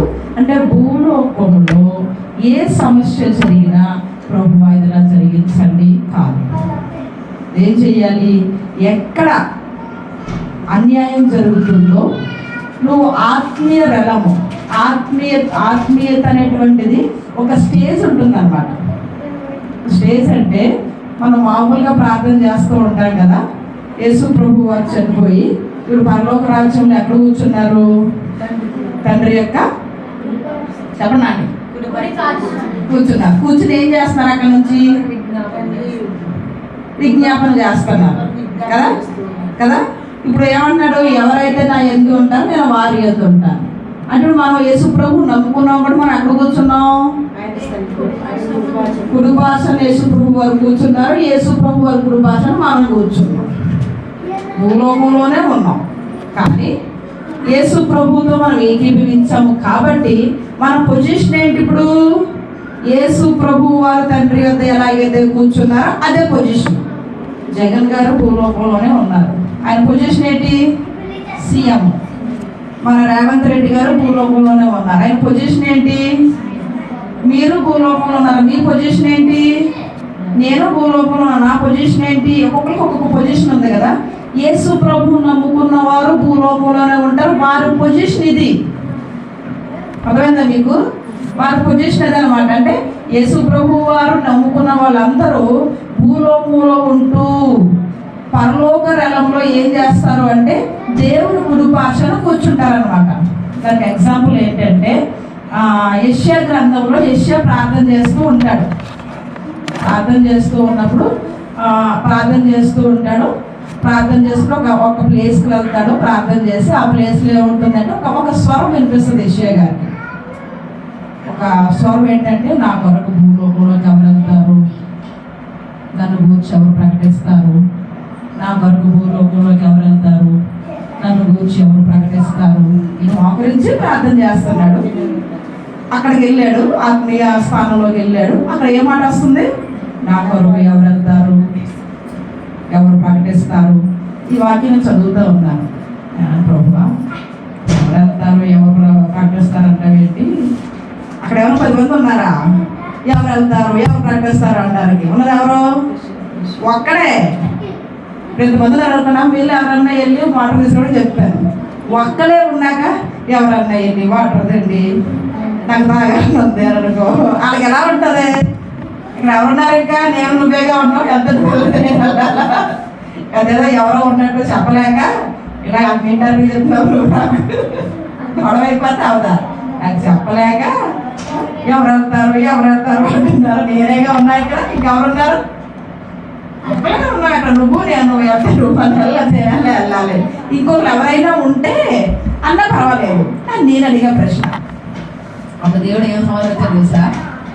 ఆ ప్లేస్లో ఆ మాట ఎప్పుడు పలుకుతానే ఉంటుందంట. అలా అర్థమైందా? ఆయన మోహరించి ప్రార్థన చేశాడు కదా, ఆత్మలో వెళ్ళాడు ఆ ప్రాంతానికి. ఆ ప్రాంతంలో ఆ మాట ఎప్పుడు పలుకుతానే ఉంటుంది. నువ్వు ఆ ప్రాంతానికి వెళ్తే ఆ మాట విని వెళ్తాను ప్రభు అని వెళ్తావు అనమాట. నువ్వు కొత్తగా ప్లేస్కి వెళ్ళావు, ఆ మాట విన్నావు. ఇంకొకరు ప్రార్థన చేస్తే వాళ్ళు ఆ ప్లేస్ కదా, ఆ మాటకి కంటిన్యూస్ ఏమవుతుంది? అక్కడ అలా ఉంటూనే ఉంటుంది అనమాట. అదొక రెలం అనమాట. గ్రహాలు ఎలా ఉంటాయి ఇప్పుడు? ఈ భూగ్రహం, చంద్రగ్రహం, ఇది నవగ్రహాలు ఇలా ఉంటాయి కదా, సూర్యగ్రహం ఇలా ఉంటాయి కదా. అలాగే పరలోక రాజ్యంలో కూడా ఆత్మలోకంలో కొన్ని రెలమ్స్ ఉంటాయి. భూలోకంలోనే ఉంటూ ఆత్మీయంగా ఆ రెలమ్స్లో మనం వెళ్తాం అనమాట. అలాగనగా ఈ రెలంలో ఈ మాట ఎప్పుడు పలుకుతూనే ఉంటుంది. ఎవరైతే మోకరించి ప్రార్థన చేస్తారో, ఆ రెలంకు వస్తారో వాళ్ళు ఆ మాట వింటారు. విన్ని ఎవరైతే చేస్తారో ప్రభు అంటారో, ఆ మాట వాళ్ళకి శక్తిని ఇస్తుంది. వాళ్ళు భూలోకంలోకి వచ్చి నా పనిని మాత్రమే వాళ్ళు చేస్తారు. అందుకే యెషయా వెంటనే ప్రభువా, నేను అపవిత్రుడు పెదవులకు అలవాటు కదా అనగానే నిప్పు వచ్చి వెంటనే దేవుని యొక్క ప్రవచనాన్ని ప్రకటించడానికి మొత్తం ఎంతమంది ప్రవక్తలు? వీళ్ళ 12, వీళ్ళ 4. 12 ఎంత? 16 మందిలో పెద్ద ప్రవక్తలు అతి పెద్ద ప్రవక్త యెషయా గారు. హల్లెలూయా. ఆ రెలమ్స్ అన్నమాట. సో భూలోకంలో మనం ఉన్నప్పుడు ప్రభువా ఇది చెయ్యి అని భూలోకం కోసం అడగకూడదు. ఏం చెయ్యాలి? యేసు నామములో జరుగునుగాక. అర్థమైందా? వీటి కోసం బోధన అవసరం లేదు, మోకరించి అవసరం లేదు, చేతులు ఎత్తని అవసరం లేదు. సీఎం గారి చేతులు మోకరించి నేను భూలోకంలో ప్రజలకి, ఈ తెలంగాణ వాళ్ళకి అందరికీ చీరలు ఇవ్వాలనుకుంటున్నాను, మోకరించి ఎవరన్నా ఉంటే అప్పు ఇవ్వండి అంటారా? అంటారా? అంటూ ఎంతమంది ముసలి లెక్కేయండి, వాళ్ళందరూ చీరలు ఇచ్చేసేయండి, టిబ్బడేస్తాడు. డబ్బులన్నీ చూసుకుని ఆర్థికంగా చూసుకుని చదువు అనేసి అధికారం అయింది. అధికారం చెప్పింది ఇప్పుడు మొన్న రేవంత్ రెడ్డి గారు వచ్చారు, ఆర్టీసీ బస్సు వీళ్ళకి అందరికీ ఫ్రీ అనడం లేదా? అన్నాడు కదమ్మా, ఫ్రీ అయిందా లేదా? మీరు అనండి, అవుతుందా? అర్థమైందా మీకు? అధికారం, నీ అధికారం ఏదో నువ్వు తెలుసుకుని భూలోకంలో శాసించగలిగితే, భూలోకాన్ని పరిపాలించగలిగిన మనమే, సీఎంతో సహా. సీఎం కూడా మనమాట తెలిసిందే.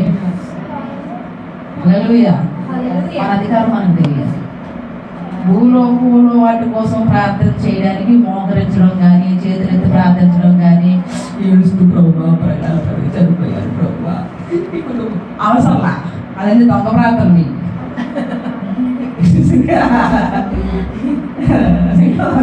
వాడి అవుట్లో చీడ ఎగిరేసి ఏదో తక్కువ అన్నట్లు 3 గంటలు లేచేస్తున్నట్టు అవన్నీ ఏంటి? దొంగ ప్రార్థనలు. భూలోకంలో సీఎం గారు చేయకుండా పబ్లిక్లోకి వచ్చి మీకు చాలా చేయాలనుకుంటున్నాను నేను దుఃఖించేసాను అనుకోండి, అది చేసింది ఎక్కడ? దుఃఖిస్తే మాత్రం కలిగి వచ్చేస్తుంది. పెద్ద బిల్డప్. అధికారం ఉన్నట్టు చెయ్యాలి కానీ దుఃఖించడం ఏంటి అంటే అర్థం ఏంటి? అది నేను చేయను కానీ వీళ్ళ కనికరం నాకు కావాలి, వీళ్ళ ప్రేమ నాకు కావాలి, నెక్స్ట్ వర్డ్ నాకు కావాలంటే నేను చేసినట్లుగా యాక్షన్ చేస్తూ కన్నీళ్ళు పెట్టుకుంటే చేసినట్లుగా వీళ్ళు కనబడి చేసి ఎన్ని చేస్తే వావరాక్షలు ఎత్తే ఏం చేస్తారు? జాలి పడతారు. ముఖ్యంగా స్త్రీలు అయితే డాక్టర్ అయితే చాలు, ఇంకేం అవసరం లేదు కదా. నాకు ముందు పట్టు సిరిసాడు కొన్ని పట్టు చీరలు ఫినిష్ కదా. అంటే ఐస్ చేయడానికి అవి దొంగ ప్రార్థనలు అనమాట. కాబట్టి అధికారం కలిగిన వాళ్ళు దొంగ ప్రార్థనలు చేయకూడదు. ప్రభా బాధల్లో ఉన్నారు, ప్రభా మా నాన్న అంటాడు, అవును మరి దేవుడి కన్నా ఎక్కువ ప్రేమించేస్తున్నావు నువ్వు, అందుకని దేవుడికే చెప్పేస్తున్నావు ప్రభా బాధల్లో ఉన్నారు, నువ్వు ఏడుస్తూ చెప్తున్నావు దేవుడికి. అంటే దేవుడికి కూడా లేనటువంటి ప్రేమ నీకు వచ్చేసింది అనమాట ఆ మీద. దేవుడికి తెలియదు వాళ్ళ దుఃఖంలో ఉన్నారనే సంగతి.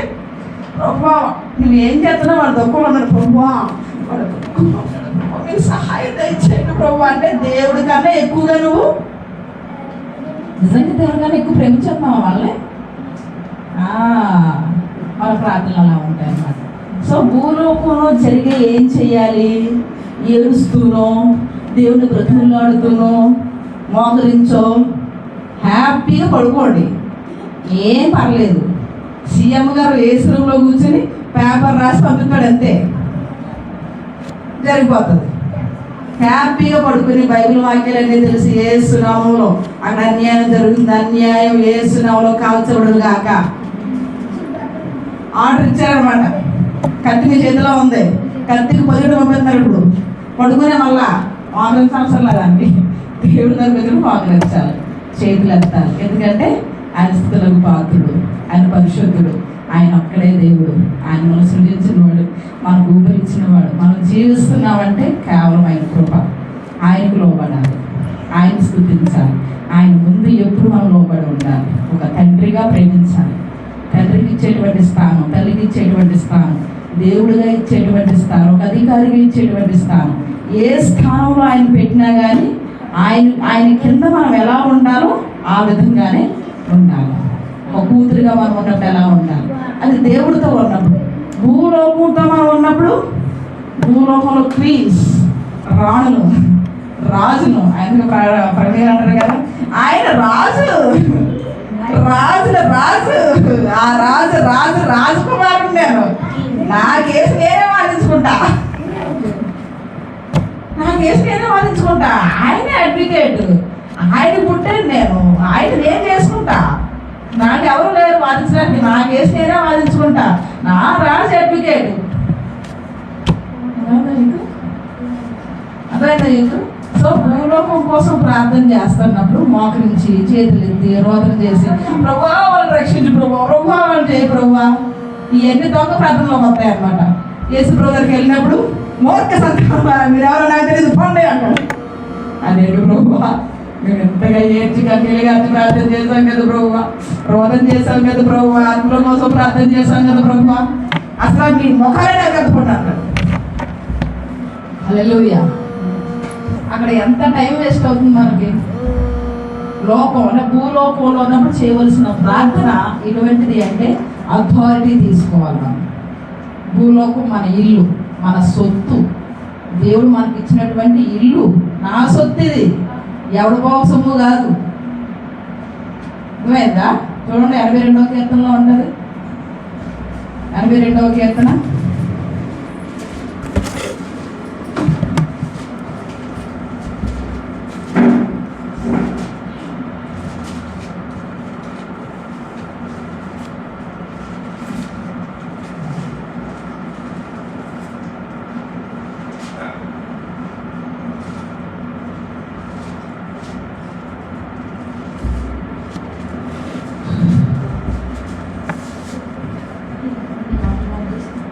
మొదటి వచనం చూడండి. 82వ కీర్తన మొదటి వచనంలో దేవుని సమాజంలో దేవుడు నిలిచి ఉన్నాడు. ఎవరి కోసం చూడండి, చూడండి సార్. దేవుడి సమాజంలో దేవుడు నిలిచి ఉన్నాడు. ఎవరి మధ్య ఉన్నాడంట? ఎక్కడ జరుగుతుంది సభ చెప్పండి. దేవుడు ఎవరు? దేవుడు. దైవం ఎవరు? మనము కూడా అంటే ఇంకెవరు ఉన్నారు? సరే మనము కూడా అన్నారు కదా, ఇంకొకరు ఎవరు? మీ మైండ్లో ఇంకొకరు ఎవరు ఉన్నారు? ఇంకొకరు ఎవరైనా ఉన్నారా లేరా? ఇంకో మాట్లాడండి, నేనేం ఇది కాదు. దేవుడు దేవుని సమాజంలో ఉన్నాడు. ఎవరు మధ్యనంట? దైవముల మధ్య ఏం చేస్తున్నాడు?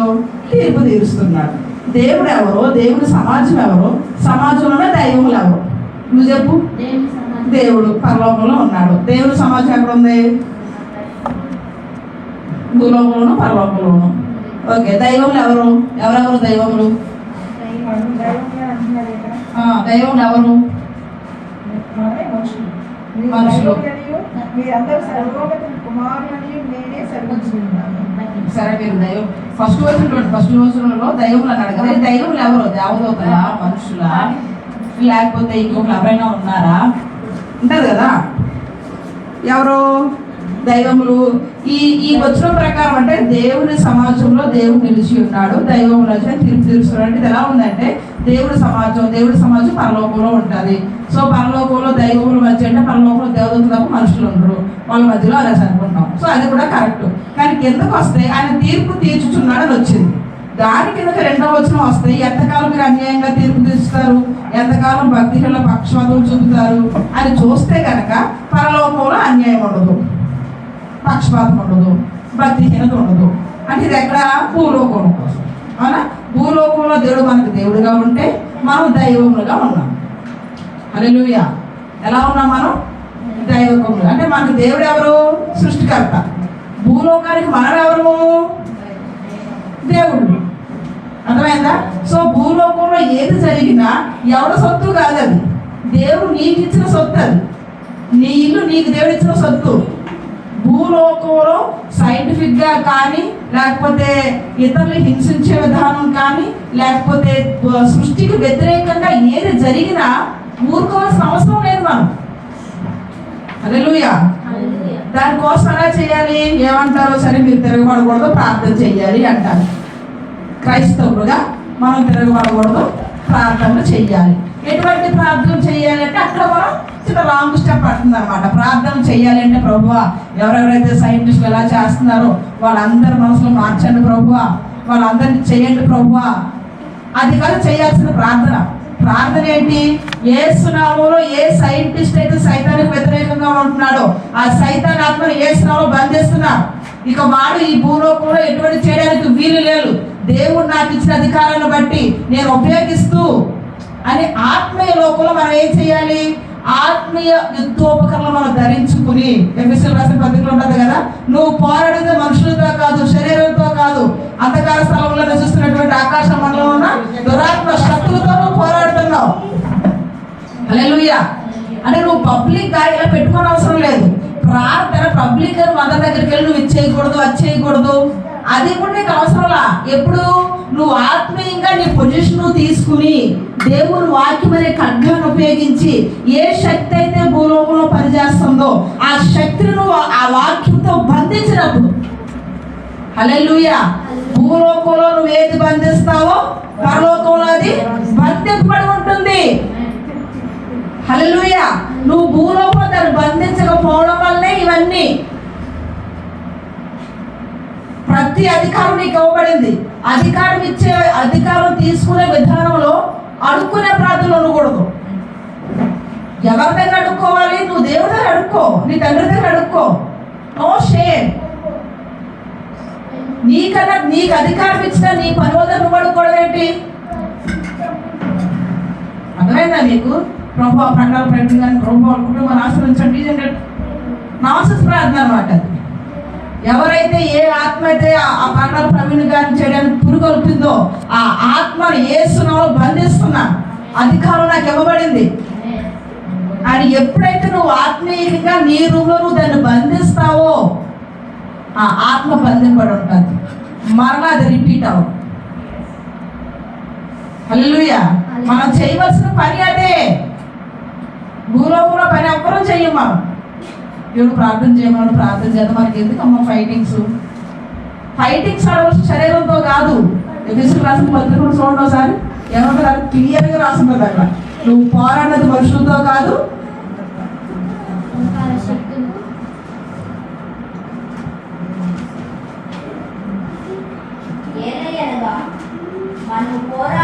అమ్మా ఎఫెసీలే కదమ్మా, 6:5 కదా.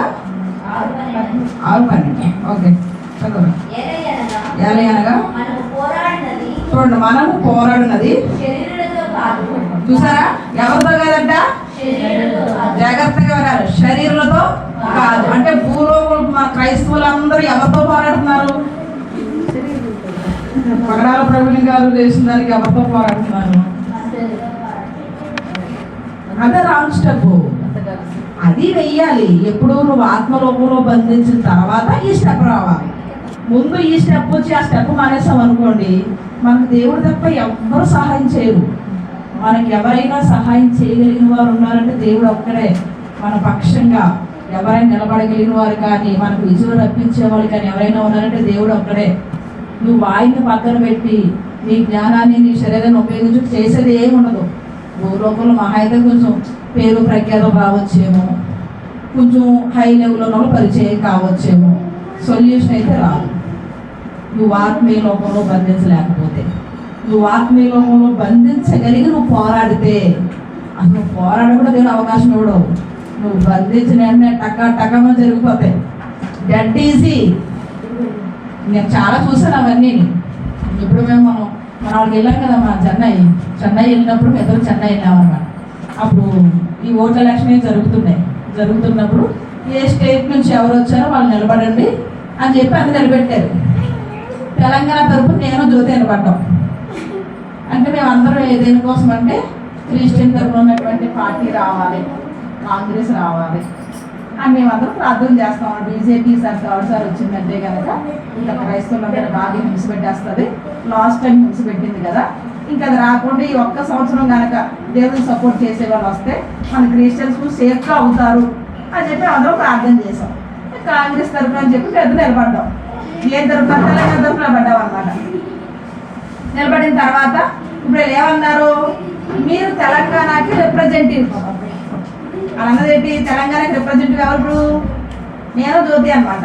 నిలబడ్డాము. సరే నేను ఒప్పుకున్నాక తెలంగాణ వచ్చాను. తెలంగాణకు వచ్చిన తర్వాత ఆయన పేరేంటి? పార్సీఎం కేసీఆర్ గురించి వింటే ఆయన తప్ప ఇంకొకరు ఎవరు రారు. అసలు ఆయన చేసిన ఇంత కాదు. ఆయన ప్రాణాన్ని త్యాగం చేసాడు తెలంగాణ కోసం. ఆయన తప్ప కోట్లు ఎవరో వేయరు. అంటే అదే ప్రభు రిప్రజెంటేటివ్గా మమ్మల్ని పంపించి అది చేయమని చెప్పి నువ్వు వచ్చేత అంటే వేసినావులో అది క్యాన్సిల్ అవ్వరు కాక, ఇదే వచ్చును కాక 2 రోజులే ప్రార్థన చేశాను. మా ఆంధ్ర వెళ్ళిపోయాను. అసలు ఆ కన్నీవింది అసలు ఎలా వస్తుంది అది అందరూ కాంగ్రెస్ నాకు ఇంక చూడు ప్రభు వారు ప్రార్థనకి ఇచ్చేసావా ప్రభు వారు. ఎవ్వరికి చెప్పలా, ఎవ్వరికి చేయలా. అక్కడ రిప్రజెంటేటివ్గా ఆశీర్వదించి పంపించారు. ఇక్కడ కనుక ఇది రాకపోతే మేము షేమ్ అవుతాం. అక్కడ వెళ్తుందిగా న్యూస్, నీ ఇద్దరేగా అది రాకూడదు. నేను పిలుచుకున్నావు కాబట్టి వాళ్ళు ఎంత పొజిషన్ అన్నా ఉండొచ్చు. నేను రిప్రజెంటేటివ్గా ఉన్నాను కాబట్టి నేను నిజంగా దేవుడికి అభిషేకింపబడితే నేను తెలంగాణ అడుగు పెట్టాను. నేను కోరిన ప్రకారంగా ఇదే రావాలి, ఇది రాకూడదు. 2 రోజులు నైట్ పడుకు ప్రార్థన చేశాను. కనీసం మోకాళ్ళు కూడా ఇలా ఆ ప్రార్థన ఎలాగా ఏ స్నామంలో అది పోవును కాక, ఏ స్నామంలో ఇది వచ్చును కాక. నువ్వు చెప్పావు భూలోకంలో ఏది బంధిస్తే పరలోకంలో బంధిస్తాను, దాన్ని బంధించు. ఏ స్నామం బంధిస్తున్నాను, ఇతను బంధిస్తే ఇది రాకూడదు, ఏ స్నామం ఇది రావాలి. అది అంత 5 నిమిషాలు బాధ వచ్చేసింది. అర్థమైందా మీకు? ఈజీ ప్రార్థన అనమాట. నాకే ఆశ్చర్యం అనిపించింది. అందరూ కూడా ఆశ్చర్యపోయారు తెలంగాణలో. అసలు ఎలా ఇది అది కదా రావాల్సింది, ఎలా వచ్చింది? అర్థమైందా మీకు? ఆంధ్రాకి వెళ్ళాము. ఆంధ్ర నేనేం ఒప్పుకోలేదు ప్రభావ, నేను చేయ కనీసం ఓటేయడం కూడా పోలేదు. నేను ఓటేయడం కూడా పోను. ఎందుకంటే అక్కడ ఎవరు రావాలి నాకు అర్థం అవ్వట్లేదు. అందరూ వేస్ట్ అయిపోయారు. వీళ్ళకి వేయాలి, ఎవరికి వేయాలి నాకు తెలియదు. నువ్వే నిర్ణయం తీసుకొని వదిలేశాను. ఆ చిన్న పొరపాటు నేను చేయడం వలన ఆంధ్ర అలా పొలం అయిపోతుంది. చూసారా? ఒక చిన్న పొరపాటు నేను చేయను. ఎందుకంటే అందరూ ఎవరికి నేను సపోర్ట్ చేయాలి నాకు తెలియట్లేదు. అందరూ ఒకే గుంపులో ఉన్నారు. ఎవరు నేను చేయమంటారు, నేను ఎవరికి చేయను, ఓటు కూడా ఏమి వెళ్ళను. అక్కడ ప్రార్థన చేయి, నేను బాను. సైలెంట్ అయిపోయాను. ఒక అభిషేకించిన వ్యక్తి సైలెంట్ అవుతే, నీలో ఆయుధం ఉన్నప్పుడు నువ్వు సైలెంట్ అవుతే ఎంత ప్రమాదమో మనం చూస్తున్నాం ఆంధ్రలోకి. హల్లెలూయా. ఇప్పటికీ బాధపడతాను ప్రభు నన్ను క్షమించు, ఇప్పటికైనా మార్చొచ్చు కదా. అని క్షమాపణ అడిగి మళ్ళీ స్టార్ట్ చేశా. ఏ స్నామంలో ఆ రాజ్యం పడిపోవాలి, ఈ రాజ్యం లేపడాలి అని అప్పటి నుంచి ప్రార్థన చేస్తే దానికి సాక్ష్యాలు వచ్చారు. ఈ ప్రకటన ప్రవీణగా చనిపోయారు. ఇప్పుడు అందరూ క్రైస్తవులు అందరూ ఒకటే అయిపోయారు. ఆంధ్రలో గందరగోళం అందరూ క్రైస్తవులు అందరూ ఒకటే అయిపోయారు. క్రైస్తవులు తరపున నేను ఏమని చేశాను, ముందు ఎందుకు వెళ్ళి తోటు, సరైన వ్యక్తి లేడు, సరైన వ్యక్తి కావాలి నాకు. బయలుదేరిన సరైన వ్యక్తి లేక ఇప్పుడు నీ మాటకి దేవుడిచ్చే విలువ అది. సరైన వ్యక్తి లేరు, నేను ఏం ఓటు నువ్వు మార్చు. నేను మళ్ళీ ప్రభు సరైన వ్యక్తి లేదు, వాళ్ళ కోసం నేను ప్రార్థన చేయాలిగా. నేను ఏం వచ్చేసాను, దానివల్ల ఇది జరిగింది. ఇప్పుడు అది అయిపోవాలి. ఇప్పుడు దేవుడు సరైన వ్యక్తులు లేపాలి అని యేసునామంలో ఏదైతే వ్యతిరేకంగా వస్తుందో రక్షింపబడును గాక, ఏదైతే దేవుని కొరకు రాజ్యం స్థాపించడం లేపబడును గాక. నేను చేసింది ఏమీ లేదు, ఓన్లీ ఆజ్ఞాపిస్తున్నా, ప్రార్థన చేస్తాను. ఆజ్ఞాపించడమే. ప్రార్థన ఎలా జరుగుతుంది? మొన్న చాలా మంది చెప్పింది వాళ్ళు ఆశ్చర్యం అనిపించింది. ఏమన్నా తెలుసు చాలామన్నా చిలకలూరుపేట ఎంతమంది ఆయనకి మొత్తం 100 కదా. ఆయన ఏం చేశాడు, వచ్చే ఎలక్షన్కి మన క్రిస్టియానిటీ నుండి మన సంఘంలో ఎవరైతే రాజకీయానికి సరిపోతారో వాళ్ళని మన తరపు నిలబెడుతున్నాను నేను, వాళ్ళకి వేయండి మీరు ఓటు, మిగతా వాళ్ళకి ఎవరికన్నా స్టార్ట్ తీస్తాడు ఆయన. డైరెక్ట్ యూట్యూబ్లో ఎవడు వస్తాడో చూస్తాను నేను, మనోళ్ళు లేకపోవడం ఎందుకు, నేను నోరు సూరుని ఎందుకని చెప్పి ఎవడు వస్తాడో నేను చూస్తాను, మనోళ్ళు నేను నిలబెడుతున్నాను, ఎవడు నా తరపున నిలబడ అనగానే ప్రభా నువ్వు నిజంగా ప్రాణాన్ని ఆలకిస్తావు కదా. అసలు ఏమని ఆజ్ఞాపించాను, నేను ఆజ్ఞాపిస్తే జరగవలసిన అవసరం ఏమొచ్చింది, ఎందుకు జరిపించావు? నీ ఆజ్ఞకు సృష్టి అంతా లోపడుతుంది. నువ్వు ఆజ్ఞాపించినప్పుడు సమస్తము సమకూడి జరుగుతుంది. నువ్వు చేయవలసిన పరిచర్య బయట కాదు, ముఖ్యంగా ఆత్మీయ లోకంలో శరీరులతో కాదు నువ్వు పోరాడవలసింది, ప్రధానులతో కాదు నువ్వు పోరాడవలసింది, వారి వెనకాల ఉన్న ఆత్మలతో. నువ్వు ఆత్మలోకానికి వెళ్ళాలి. ఎలా వెళ్ళాలి? దేవుని వాక్యం అనే ఖడ్గము తీసుకుని నీ రూమ్లో నువ్వు వ్యక్తిగతంగా ఉంటూ బయట ఎవ్వరికి తెలియాల్సల్లా. దేవుడు నాకు అధికారం ఇచ్చాడు. భూలోకంలో ఏది ఏ స్థానం తప్పిందో దాన్ని తిరిగి ఆ స్థానంలో పెట్టగలిగే శక్తి దేవుడు నాకు ఇచ్చాడు. పాడైపోయిన పురములు తిరిగి కట్టబడును గాక ఇంకా వాక్యంలో ఉందా లేదా? దుఃఖంలో ఉన్నవారు నాట్యముగా మార్చబడుదురు గాక. ఏ సైతన శక్తి అయితే పనిచేస్తుందో అది యేసు నామములో పాతాళలోకానికి పోవును గాక. దేవుని వెలుగు ప్రతి మనిషి మీద ప్రకాశించును గాక. ఇదే మనం చేయాల్సింది. ఏ వ్యక్తి అయితే ప్రవీణ్ మీద ప్రభావితం చూపించారో ఆ ఆత్మ భూలోకంలో లేకుండా పాతాళలోకంలో బంధపడి ఉండును గాక. రోషంగా చేయాలి. దాని తాతగా ఎవడు రమ్మన్నాడు? రమ్మని ముందుకి ఎవడొస్తాడు? నీ ముందు ఎవడు? నీకు రూపింపబడి ఏ ఆయుధములు వర్ధులవు. పరలోక రాజ్యం కానీ పాతాళ లోకంలో నాకు నీ ముందే నిలబడ్డారు. నీ అధికారం నువ్వు తీసుకుని నిలబడ్డావంటే సైతనా వాడు అమ్మ వాడు తాత ఎవడొచ్చినా సరే, ఎవరు మనం సీఎం కాదు పిఎం కాదు, వాళ్ళ బావులు వచ్చినా సరే చచ్చినట్టు మన మామగారు ఉండాల్సిందే. అందుకే భూలోకం అంతా దేవుని పిల్లల యొక్క అధికారంలో ఉంటారు. భూలోక అధికారంలో కాదు, భూలోక అధికారుల చేతుల్లో కాదు, దేవుని ఆత్మ కలిగినటువంటి పిల్లల యొక్క చేతుల్లో ఉంటుంది. నువ్వు సైలెంట్ అవుతే వాళ్ళ అధికారంలోకి వెళ్తావు. నువ్వు అధికారం తీసుకుని నువ్వు చలాయించకుండా నువ్వు మోకరించి ప్రభు ప్రభు చేయి ప్రభు చేయి ప్రభు అంటే గదిలేకండి. చిన్నపిల్లలు ఎంత ఆస్తుంటే స్వభావంగా చిన్నపిల్లలు పనోడ పాపనోడ అదొకటే తీసుకోవాలి. అవునా కదా? పెద్ద ఇల్లే కోట్లాస్తే ఉంది, నువ్వు చిన్నాను. ఇంక పెద్దవాళ్ళు ఎవరు లేదు తరపున. ఇంట్లో పని మనుషులు ఉన్నారు, ఏం చేస్తారు? నువ్వు ఎదిగి నీకు నాలెడ్జ్ వచ్చే వరకు వాళ్ళ పరిపాలన చేస్తారు.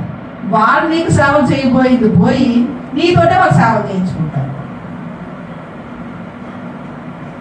అర్థమైందా మీకు?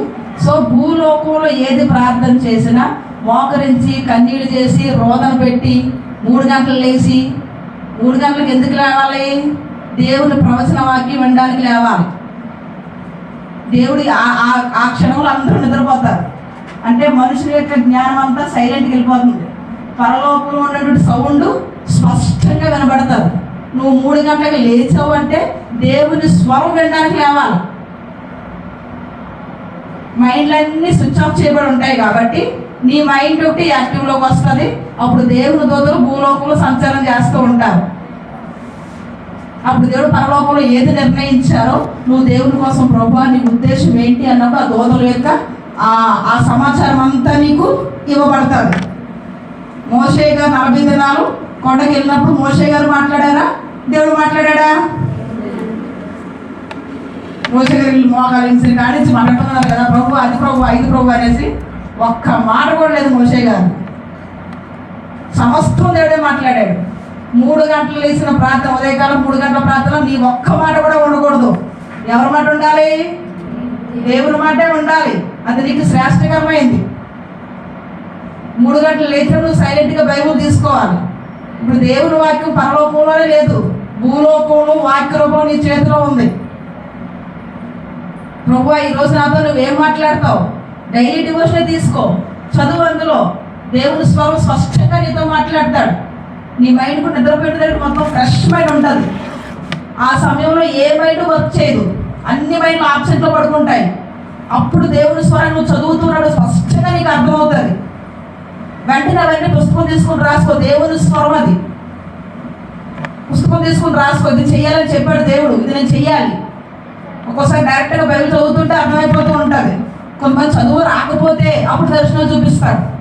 వీళ్ళు చదువు రాదు, వీళ్ళకి ఏదో చూపించాలి కదా, చదువుతున్నారు పడుకున్నారు, నా దగ్గరికి ఎవరు రావట్లేదు, కానీ చదువు రానివా నా దగ్గరకు వచ్చి ప్రార్థన చేస్తున్నారు, ప్రార్థన చేస్తుంది కాబట్టి ఏదో రంగాలు వాడుకోవాలి అని దర్శనాలు కళ్ళలో చూపిస్తాడు. మ్యాక్సిమం చదువు వచ్చిన వాళ్ళందరికీ బైబిలే మెయిన్ ఇంపార్టెంట్. బైబిల్ ద్వారానే మాట్లాడతాడు. దర్శనాల్లో అనే రాంగ్ ఉంటుంది కానీ బైబిల్లో మాత్రం ఎటువంటి రాంగ్ ఉండదు. హల్లెలూయా. సో ఉదయం తెల్లవారుజాము లేచినప్పుడు నోరు మూసుకోవాలి, మైండ్ తెరవాలి, దేవుని స్వరమే వినబడాలి. అర్థమైందా? మన నోరు తెరవకూడదు. క్లాస్ వేసుకోండి, నోరు తెరవకుంటే క్లాస్ వేసుకుని కూర్చోవాలి దేవుని సన్నిధిలో. తీయండి వాక్యం. ఒక దర్శనం రాకపోతే, కళలు రాకపోతే ఒక్కటే చదవండి. ఒకసారి 3 గంటలు లేచినప్పుడు ఒక్క వాక్యం ఉంటుంది, దాన్ని చూస్తా వెళ్ళిపోతాను ఎక్కడికో. అవునా ప్రభువా, అవునా ప్రభువా, నిజమా ప్రభువా. ఎన్నిసార్లు చదివినా వాక్యం, కానీ 3 గంటలు చదివిన దాంట్లో వేరేగా ఉంటుంది. హల్లెలూయా. అది భూలోకం విషయాలు మిక్స్ చేసుకుని 3 గంటలకు కూడా అందరూ నిద్రపోయినప్పుడు కూడా నిద్రపోయిన అందరి మైండ్లు తీసుకుని దేవుడి మైండ్కి అప్లై చేయకూడదు. టైం వేస్ట్ అనమాట. అందరూ నిద్రపోయారు, 3 గంటలు లేచావు. నిద్రపోయిన అందరి మనసులో ఏమున్నాయో అవన్నీ కలెక్ట్ చేసుకుని 3 గంటలు దేవుడి దగ్గరికి ఏం చేస్తున్నావు? నీ సుత్త అంతా దేవుడి దగ్గరికి వెళ్తున్నావు. అందుకే 82వ కీర్తనలో ఏమంటున్నాడు? మీరు దైవములు, నేను మీకు ఆజ్ఞాపించాను, మీకు అధికారం ఇచ్చాను. మీరు సామాన్యమైన మనుషులు ఎలా చేస్తారు? అసలు భూలోకంలో ఎంతమంది నష్టపోతున్నారు, ఎంతమందికి అన్యాయం జరుగుతుంది, మీరు అసలు ఏం చేస్తున్నారు భూలోకంలో? మీరు సర్వోన్నతుడు కుమారులు మీకు తెలీదా? మీరు నాకు వచ్చి కంప్లైంట్ చేస్తున్నారేంటి? మీకు అప్పగించిన పని మీరు చెయ్యండి, నాకు వచ్చి మీరు కంప్లైంట్ చేయాల్సల్లా. నువ్వు నాకు వచ్చి ఎందుకు కంప్లైంట్ చేస్తున్నావు? నీకు శక్తి ఇచ్చానుగా నేను. ఇవ్వకపోతే వచ్చి అడుగు నన్ను, నీకు ఏం కావాలో నన్ను అడగాలి. కానీ ఎప్పుడు కంప్లైంట్ లిస్ట్లో కంప్లైంట్ తీసుకుని నాకు చెప్పడం ఏంటి? కంప్లైంట్ అంటే దేవుడికి అసలు ఇష్టం ఉంటుందా? చదువుకున్నందుకు అరణ్యం ఎంతమంది చేశారు అవుతుందా మీకు? 23,000 మంది చదువుకున్నాను. కంప్లైంట్ చేసినందుకు ఇష్టం ఉండదు. సరే, దేవుడు ఏంటంటే మన చిన్నపిల్లలుగా చూసి చూడనట్లుగా, ఇంకా చిన్నపిల్లలే నేర్పిద్దాంలే అని చెప్పి చూసి చూడనట్లుగా ఉంటాడు. కాబట్టి ఇప్పటి వరకు మనం కంప్లైంట్ లిస్ట్లో పంపించాం ఆయన దగ్గరికి. అయినా సరే కంప్లైంట్లు వింటూ జాగ్రత్తగా ఎటువంటి హాని మీకు జరగకుండా కాపాడుకుంటూ వచ్చు. హల్లెలూయా. సో భూలోకంలో మనం ఏం చేయాలి? శాసించాలి.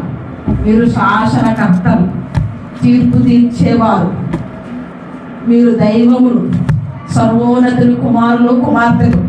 భూలోకంలో ఏది కావలసిన కంప్లైంట్ తీసుకుని దేవుడికి అప్పగించకూడదు.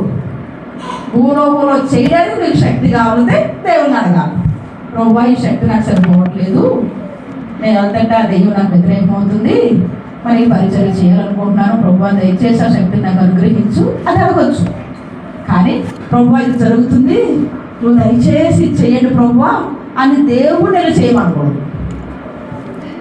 భూలోకంలో రెస్పాన్సిబిలిటీ మీదే.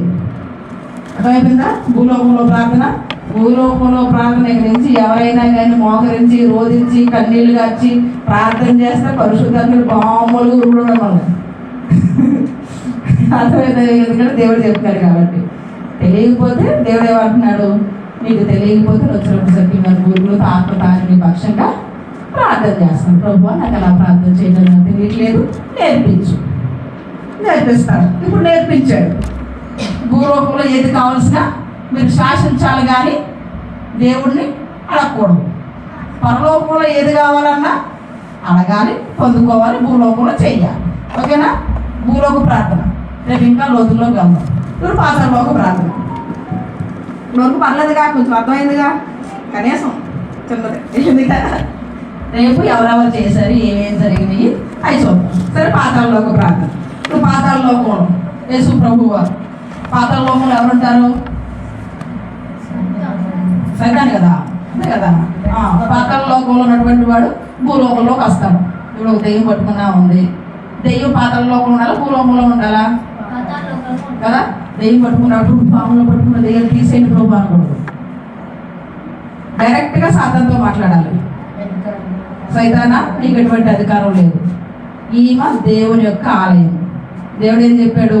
నీవు నాకు ఆలయమై ఉన్నావు, నువ్వు నా ఇల్లు అయి ఉన్నావు, నేను యేసు నామములో ఆజ్ఞాపిస్తున్నాను. దేవుడు నాకు ఇచ్చిన అధికారాన్ని బట్టి ఈమెని దేవునికి ఆలయంగా ప్రతిష్ఠిస్తున్నాను.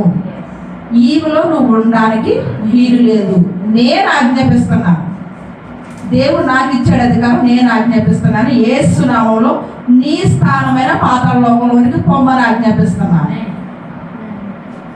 పాతాళలోక ప్రార్థన డైరెక్ట్గా మీరు సైతాన్తో మాట్లాడాలి. యేసు నామములో వెళ్ళు. అందుకే దేవుని యొక్క బ్రేలుతో కదా, నీకు దేవుని యొక్క బ్రేలుతో. ఎవరికి దేవుని వేలు? ఇయ్యలే, ఆయలే, మామూలు కాదు. నా ఏలు, ఈ ఏళ్ళు చూపిస్తాను, నా ఇష్టం వచ్చే ఏళ్ళు చూపిస్తాను, అన్ని ఏళ్ళు నాయే. ఈ ఏళ్ళు చూపిస్తాను. ఏమనుకున్నాయంటే విక్టరీ, ప్రవక్త, ఇవాంజలిస్ట్, పాస్టర్, టీచర్ మొత్తం కొరికేస్తాను, చూడంతా బయట లాగేస్తాను, చెత్త అంతా లాగేసి మంచి పెడేస్తాను. అర్థమైందా నీకు? సో సైతాన్ దగ్గర ప్రభువా, సైతాన్ ఏంటి ప్రభువా అలా పనిచేస్తుంది, అది దయచేసి పొమ్మన్నా చెయ్యండి ప్రభువా, అంకుడు మనం కాపాడండి ప్రభువా. సైతాన్ అనుకుంటున్నారు, ప్రభువా దెయ్యం తీసేయండి ప్రభువా, దెయ్యం తీసేయండి ప్రభువా. అది ఇంకా ఎక్స్ట్రా. దీనికి నా సంగతి అర్థం కాలేదు. అక్కడికి ఏం చేస్తుంది? గదిలేస్తా ఉంటుంది. అధికారం కోల్పోయాం. చిన్నపిల్లలు ఏం చేస్తాం? అడుకున్నాం దేవుడి దగ్గర. అది సంతోషం వచ్చేస్తుంది. నీ అధికారం నువ్వు మర్చిపోయి ఏం చేస్తావు పడుతుంది కదా. అర్థమైందా నీకు? సో ఉపయోగించడండి, వెళ్ళిపోద్ది. మన మాటకంత అధికారం ఉంది. నీకు అధికారం ఇచ్చిన వాడు లేదని దేవుడు చెప్పట్లా. పాతాళలోకంతో మాట్లాడవలసింది. అనారోగ్యం వచ్చింది, క్యాన్సర్ వచ్చింది, ప్రభువా క్యాన్సర్ తీసేయండి ప్రభువా కాదు. దేవుడు ఏమన్నాడు? స్వస్థపరిచే యెహోవాను నేనే. ఆ యెహోవా ఇప్పుడు నాలో ఉన్నాడు, నా చేతిలో ఉన్నాడు. యేసు నామములో స్వస్థత కలుగును గాక. ఏ రోగం అయితే పనిచేస్తుందో ఆ రోగాన్ని కణంగా ఎర్రగొడ్డు బయటికి పంపిస్తున్నా. పో బయటికి. పాతాళలోకంలోకి పోతుంది. ప్రతి రోగం పాతాళలోకం నుంచి వచ్చిందే. ఏది దేవుడి దగ్గర నుంచి వచ్చింది కాదు. ఏ పాపమైనా, ఏ నష్టమైనా, ఏ కష్టమైనా పాతాళలోకం నుంచి వచ్చిందే. ఏ దేవుడి దగ్గర, దేవుడు మంచోడు, ఆయన దగ్గర మంచిగా ఉంటుంది, ఆయన దగ్గర చెడు అనేది లేదు. చెడు జరుగుతూ ఉంటే ఇది దేవుడి పనా, ఇది దెయ్యం పనా, నాకు క్లారిటీ ఇవ్వండి ప్రభువా. చెడు పని ఎవరి పని? ఈజీగా చెప్పొచ్చు. మంచి పని ఎవరి పని? దేవుడి పని జరుగుతున్నప్పుడు దేవుడిని ఆశీర్వదించాలి. చెడు పని జరుగుతుంటే నువ్వు గంతలేసి బయటకు పంపించడం నిద్రపోకూడదు. చూడండి, సంఖ్యాకాండ 23 చూడండి ఏమంటారు? యాకోబు అంటే సింహం వలె నెక్క నిలిచి, అసలు అది ఏ వేట అయితే వేస్తే ఆ వేట తిరిగి నిద్రపోదంట. సంఖ్యాకాండ 23, 24 చూడండి ఒకసారి. సంఖ్యాకాండం ఆడసింహము వలె చూసారా, ఇదిగో ఆ జనము ఆడు సింహం వలె లేచును, లేచును, అది సింహము వలె అది సింహం వలె నిక్క నిలుచును, నిక్క నిలిచి అది వేటను తిని చంపబడిన వాటి రక్తము తాగు వరకు వండుకొనదు. వండుకొనదు. అది మన క్యారెక్టర్. అది ఎవరి కోసం ఉన్నారు? యాకోబు కోసం చెప్పాడు దేవుడు. హల్లెలూయా. అది చంపబడిన రక్తం త్రాగు వరకు అసలు నిద్రపోదు. అది మనం అంటే సైతాన్ని పోయే వరకు నిద్రపోయిన అసలు మనిషే కాదు, దేవుడి చేత అభిషేకించిన మనుషులు కాదు. అదా నేనన్నా అదన్నా ఉండాలి. అసలు నా ముందుకు వచ్చి అధికంతులు వేయడం పెట్టి ఈ స్థలం ఎవరిది, ఈ భూమి ఎవరిది, అసలు నేనెవరిని? ఆకాశంలోని త్రోసి వేయబడినటువంటి దోదకే అంతుంటే నా కొరకు రక్తం కార్చి నన్ను వారసులుగా చేసుకుని మొత్తం భూలోకాన్ని అంత అప్పగించిన నాకెంత ఉండాలి? ఎంత ఉండాలి నాకు? అసలు నా దగ్గర అధికంతులు వేయడం ఏంటి? అర్థమైందా? నీకు రోషం ఉండాలి. సింహం ఏం చేస్తుంది? ఒక వేట ప్లాన్ చేసిందంటే దాన్ని చంపే వరకు అదే ఉంటుంది చూపు. అందుకే రాజు అయింది. అడుగులో రాజు ఎందుకు అయింది? అసలు అడుగులో పెద్ద జంతువు ఏ జంతువు? ఏనుగు వంటలు చాలా ఉన్నాయి. సింహం కన్నా పెద్ద వంటి బలవంతమే. ఏనుగు వచ్చి ఒక పాలు బాగా చేసిన సింహం ఎందుకు పనిపోతుందా? ఏనుగు కూడా పారిపోద్ది. సింహం అంటే దాని ప్లానింగ్ ఎలా ఉంటుందో మరి. పట్టిందంటే వదిలిపెట్టి ఉండదు. ఇంకా అది ప్లాన్ చేసి పట్టిందా, అది చచ్చి దాని రక్తం త్రాగే వరకు ఇది నిద్ర పడదు. అందుకే ప్రతి ఏనుగు కాదు భయపడాల్సిందే. హల్లెలూయా. అది మనం పాతాళలోకంలో ఏదైనా వచ్చి భూలోకంలో మన కళ్ళెదురు కూడా జరుగుతుంది. నేనేమి చేయలేకపోతే మీరు నిద్ర పట్టకూడదు. నా కళ్ళు ఎదురుకుంటూ వచ్చి ఇక్కడ సరెండర్ అయ్యి అసలు నేను ఎవరిని అనుకుంటుంది? అది ఎందుకు రావాలి ఇక్కడికి? రాత్రి అంతే, ఇంకా పెరుగాలంతే, దేవుడితో పెరిగాడు. అసలు ఇది ఎందుకు వచ్చింది? నువ్వేం కూరుకున్నావు అడగాలి. ఏదో అడిగాడు కదా, పెరుగాడాడు కదా. నన్ను ఎందుకు యాకోబు పేరు పెట్టించావు? నాకు ఎందుకు మోసమైన పేరు రావు? నాకు తెలదు. నా పేరు మారుతావో ఏమి మారుతావో నాకు తెలదు. నువ్వు నన్ను ఆశీర్వదిస్తావా ఆశీర్వదించవా? ఉండాలి. అది పోవాలి. అసలు నేనున్న ప్లేస్ సైతం రావడానికి వీలు లేదు. నాకు ఇచ్చిన అధికారం ఎలా ఉపయోగించాలి? పెరుగులాడాలి. హల్లెలూయా. అది పోవాలి. లేదా ఏమో పరలోకం పోవాలి. నేను భూలోకం ఉన్నది ఎందుకు? అందరిలా ఉండాక దానికన్నా పరలోకం బెస్ట్ కదా. ఇలా మనం కష్టపడాలి, సంపాదించాలి. అక్కడ హ్యాపీ జాలీగా పడుకోవచ్చు దేవుడి దగ్గర. ఎటువంటి కష్టాలు పడదు. పరలోకం బెస్టా భూలోకం బెస్టా? భూలోకంలో ఎందుకున్నాం? దేవుడు పని చేయడానికి. హల్లెలూయా. అందరూ లోకంలో ఆలోచించే విధానం వేరు, నువ్వు ఆలోచించే విధానం వేరు. నువ్వు భూలోకంలో ఉంది, నువ్వు సుఖంగా అనుభవించడానికి ఎంతకన్నా సుఖం 1000 రెట్లు 1,000,000 రెట్లు ఎక్కువ పరలోకంలో. నీకు సుఖమే కావాలప్పుడు పరలోకం వెళ్ళిపోవచ్చు హ్యాపీగా. అందుకే పౌలు గారు అంటారు, పరలోకం నేను వెళ్తే అంత మించిన దృష్టి నాకు ఉండదు, నాకు ఇప్పుడే వెళ్ళిపోవాలి పరలోకం. కానీ నా సహోదరుల కొరకు, నా సహోదరుల కొరకు నేను పరలోకం వెళ్ళిపోతే వీళ్ళకి ఎవరు చెప్తారు? వీళ్ళని ఎవరు రక్షిస్తారు? అది సైతాన్ని బాధించి వీళ్ళకి ఎవరు చెప్తారు? దేవుడు రాజులకు ఎవరు ప్రకటిస్తారు? పరలోకంలో నేను సంతోషించే సంతోషం కన్నా భూలోకంలో వీరి కోసం నేను బాధలు అనుభవించి వీళ్ళు సైతాను ఆ అగ్నిలోంచి వీళ్ళని ఆఖరితే అది నాకు ఎక్కువగా వీరి కోసం భూలోకంలో నేను ఉంటున్నాను. హల్లెలూయా. అది మన ఆలోచన విధమై ఉండాలి. ఏముంది భూలోకంలో? 4 తిట్లు, 5 దెబ్బలు, అది విజయముంది. బాగా కష్టపడితే ఒక బ్యాలెన్స్ లేదనుకుంటే ఒక 100 కోట్లు. ఏం చేసుకుంటాం? పరలోకంలో 100 కోట్లు, 100 కోట్లు సంపాదించడానికి 60 సంవత్సరాలు వచ్చేస్తాయి. 60 సంవత్సరాలు చచ్చిపోతాం, పరలోకం వెళ్ళిపోతాం. ఇవన్నీ ఎవరు అనిపించాలా? అర్థమైందా మీకు? సో ఇవన్నీ కావాలి. మనం ఎక్కడున్నా ఎన్ని మనకి ఆల్రెడీ పరలోకంలో నీ వరకు దేవుడు చేసేసాడు. మీకు సీక్రెట్ చెప్పనా? ప్రభు పరలోకంలో ఎన్ని అంటున్నావు? అసలు ఏమేమి వర్క్ చేస్తున్నావు ఏం ప్రభు అంటే, ఇప్పుడు భూలోకం పెద్దదా, భూగ్రహం పెద్దదా, నక్షత్రాలు పెద్దయా కదా? నక్షత్రాలే పెద్దవి కదా. అంటే ఇది నా రిలేషన్, నా ఒపీనియన్ అనమాట. నక్షత్రాలే పెద్దవి అని నాకు వచ్చిన రిలేషన్ చెప్తున్నాను మీకు. నక్షత్రాలే పెద్దవి. భూలోకంలో ఎంతమంది జనం ఉన్నారు? చాలా మంది ఉన్నారు కదా. మన భారతదేశంలోనే 100 కోట్ల పైన, 150 కోట్లు అయిపోయిందా? అయిపోవచ్చు 150 కోట్లు కదా. ప్రపంచంలో చాలా ఉన్నాయి. అది భూలోక గ్రహంలో మాత్రమే ఉంది. మరి పరలోకం వస్తే చాలా ఎక్కువ ఇస్తారు అంటున్నావు, అదే బంగారంతో ఉంటుంది అంటున్నావు. ఇది ఎలా సాధ్యం ప్రభువా? దేవుడు నీ కోసం పనిచేస్తున్నాడు అంటున్నావు, నా కోసం ఇంకో భూమి ఏమన్నా తయారు చేస్తున్నావా ఏంటి? అర్థమైందా మీకు? అప్పుడు అబ్రహాం ఇచ్చిన వాగ్దానం జ్ఞాపకం చేశాడు. ఎలా అని చెప్పాడు? ఆకాశ నక్షత్రాల వల్లే నీ సంతానం విస్తరింపజేస్తాను. ఇప్పుడు అబ్రహాం సంతానం ఎవరు? యేసు ప్రభు నమ్ముకున్న వాళ్ళందరూ అబ్రహాం సంతానమే కదా. అన్యులైనా, యూదులైనా, ముస్లిమ్స్ అయినా, హిందూస్ అయినా, ఏ కులం నుంచి అయినా, ఏ మతం నుంచి అయినా యేసు ప్రభుని అంగీకరించిన వాళ్ళందరూ అబ్రహాం సంతానం కదా. ఒక్కొక్కరికి ఒక్కొక్క నక్షత్రం. భూమి కన్నా పెద్దది నక్షత్రం. బంగారపు వీధులు. నక్షత్రం ఏ రంగులో ఉంటుంది? నక్షత్రం ఏ రంగులో ఉంటుందమ్మా? తెల్లగా ఉంటుంది సూర్యులాగా. ఎలా ఉంటుంది నక్షత్రం? సూర్యులకు తెల్లగా ఉంటుందా? బంగారంలాగా పసుపుగా ఉంటుందా? రాత్రులు చూస్తారుగా నక్షత్రాన్ని చూస్తాగా. మామూలు మీకు ఎలా కనిపిస్తుంది? చిన్న చిన్నగా కనిపిస్తుంది. తలుపు అని కనిపిస్తుంది కదా. తలుపు అలా ఆ మెల్లో ఉన్న చైన్లో కనిపిస్తుంది చూడండి. ఆ కలర్లో కనిపిస్తుందా? కనిపిస్తుందా? మీరు వేసిన చీరలా కనిపిస్తుందా?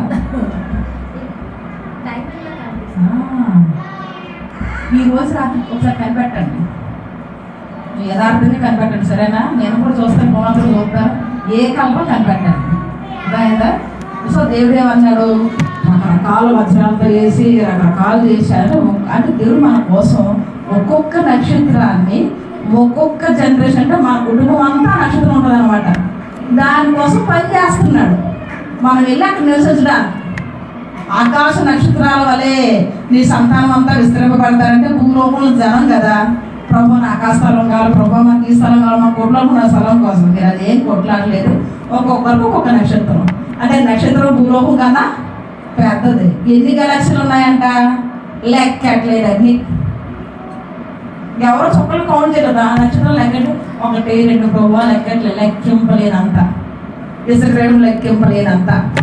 అంటే భూలోకంలో ఎంతమంది విస్తరించినా కానీ ఒక్కొక్కరికి ఒక్కొక్క నక్షత్రం వచ్చినా ఇంకా మిగిలిపోతుంది.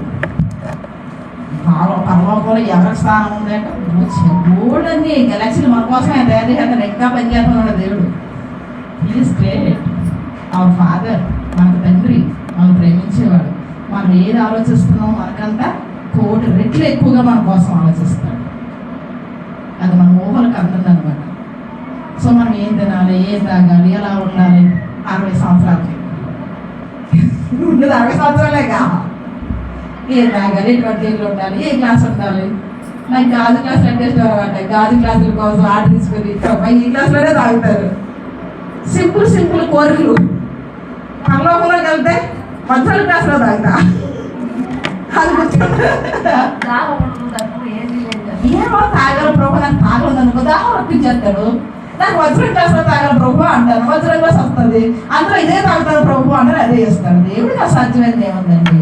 నాకు దాహం వద్దని మీరు అనుకుంటారు, అది మీకు హ్యాపీ. నాకు దాహం కావాలి ప్రభు అంటే నాకు హ్యాపీ. అంతేదా?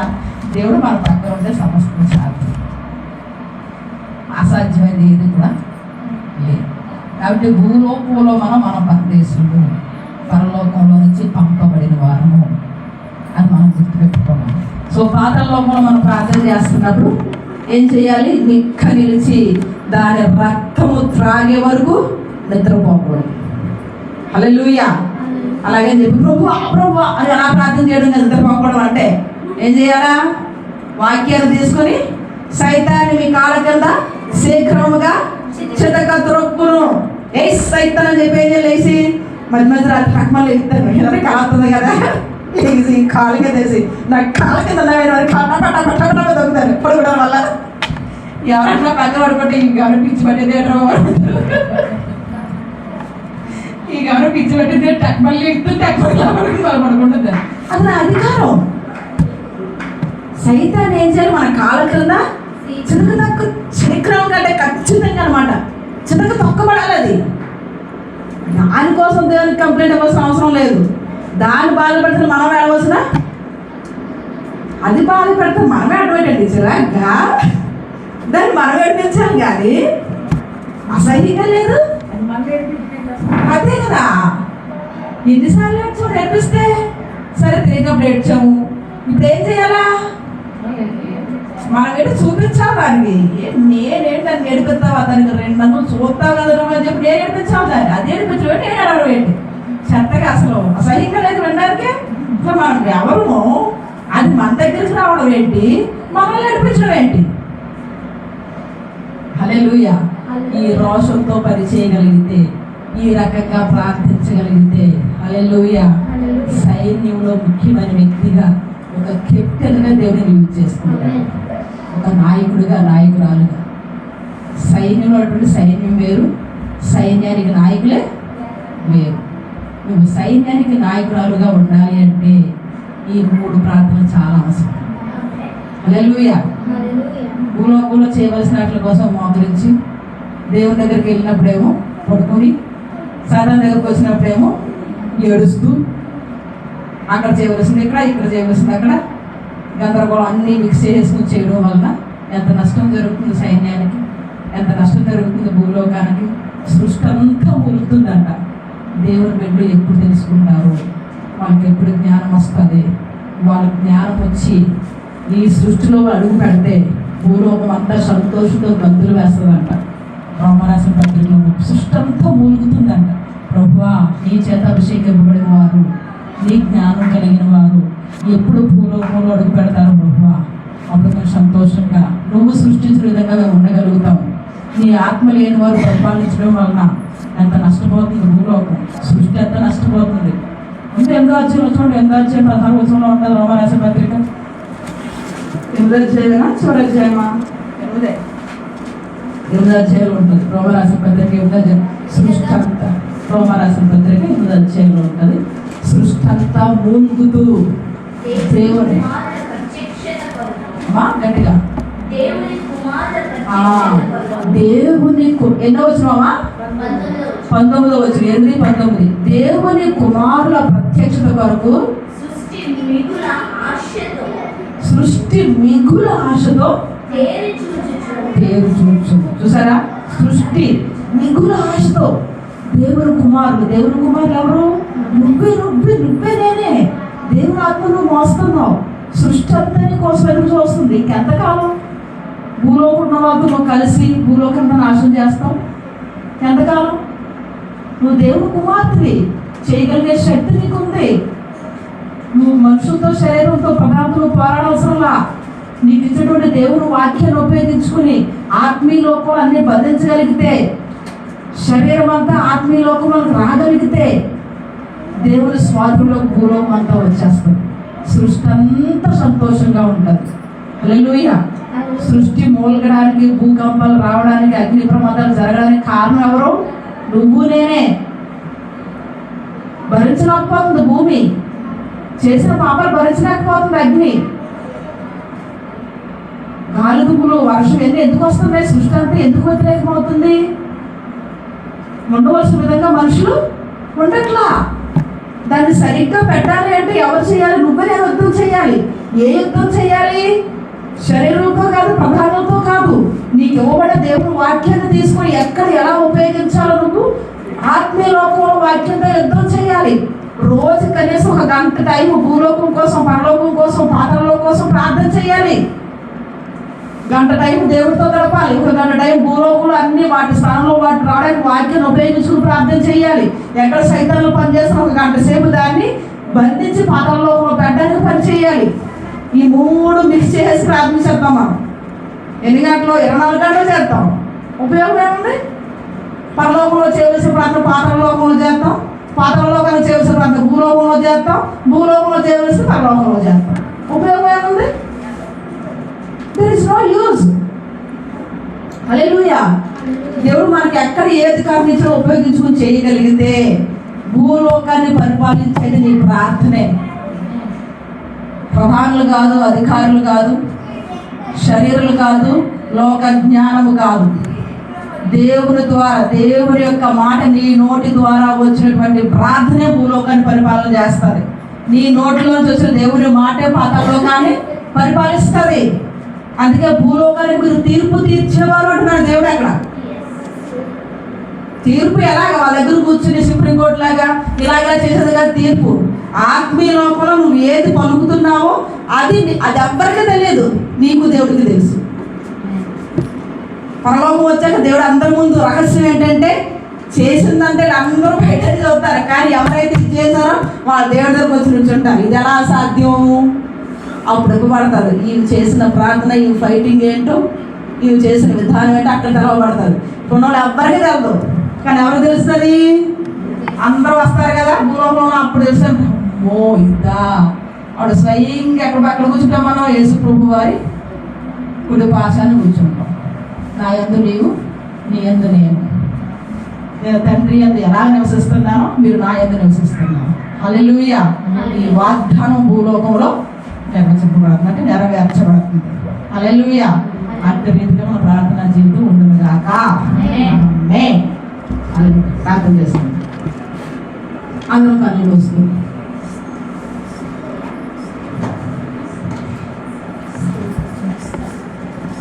అందరం కూడా కళ్ళు మూసుకుని ప్రభువా ఒక్కసారి మన హృదయాన్ని మనం పరిశీలన చేసుకుందాం. నేను ఏ విధంగా ప్రార్థన చేస్తున్నాను? దేవుని దగ్గరేమో ఏడుస్తూ కన్నీళ్ళతో చేయకుండా, నా సమస్యల కోసం నా బాధను జ్ఞాపకం చేసుకుంటూ, ఇతర సమస్యల కోసం మోకరించి ఏడుస్తూ ప్రార్థిస్తున్నానా? లేకపోతే దేవుడు నాకు ఇచ్చిన అధికారాన్ని ఉపయోగించుకుని వాటిని శాసించేదానిగా ప్రార్థిస్తున్నానా? ఒకవేళ అలా చేసుకోకపోతే ఇప్పుడు నిర్ణయం తీసుకోండి. ఇప్పుడు వరకు అయిపోయింది, ఏదో అయిపోయింది, ఇక్కడి నుంచి అలా జరగడానికి వీల్లేదు. ప్రభువా ఈ రోజు నుంచి భూలోకాన్ని శాసించేటువంటి ఒక నిజమైన నాయకురాలుగా నేను ఉంటాను. ఆత్మీయ లోకంలో నేను యుద్ధము చేస్తాను ప్రభువా.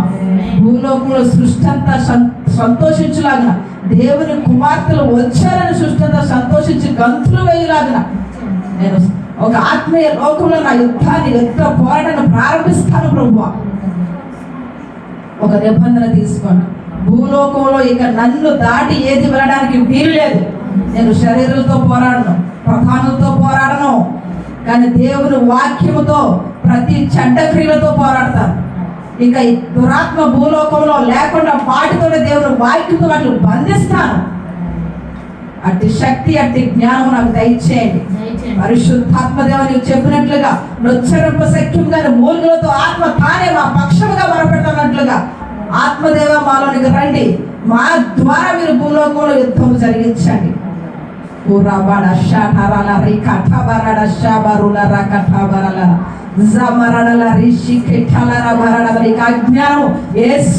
తొలగింపబడును గాక. నా జనులు జ్ఞానం లేక నశించిపోతున్న వాగ్దానం ప్రభువా ఇక అది ఉండడానికి వీలు లేదు. నా జనులందరూ జ్ఞానంతో నింపబడుదురు గాక, దేవుని ఆత్మతో నింపబడుదురు గాక. ఇక ఎవరు నశించిపోవడానికి వీలు లేదు. ఇక భూలోకంలో పాతాళలోకం ఉండడానికి వీలు లేదు. నేనే దాన్ని వేరుపరిచేటువంటి యుద్ధ ఉపకరణాలను ధరించుదును గాక. భూలోకాన్ని పాతాళలోకాన్ని నేనే వేరు చేయుదును గాక. అటు శక్తి బలం ఇక్కడ కూర్చున్న ప్రతి ఒక్కరికి వచ్చును గాక. ఇక ఏ శక్తి మాకు నిలబడడానికి వీలు లేదు. ఏ పాతాళలోక క్రియలు భూలోకంలో జరగడానికి వీలు లేదు. ఒక సింహము నెక్కి నిలిచి దాని రక్తము త్రాగు వరకు ఎలా నిద్రపోదు, సైతాన్ని పాతాళలోకంలో పంపించే వరకు నాకు నిద్ర పడడానికి వీలు చేస్తున్నాము.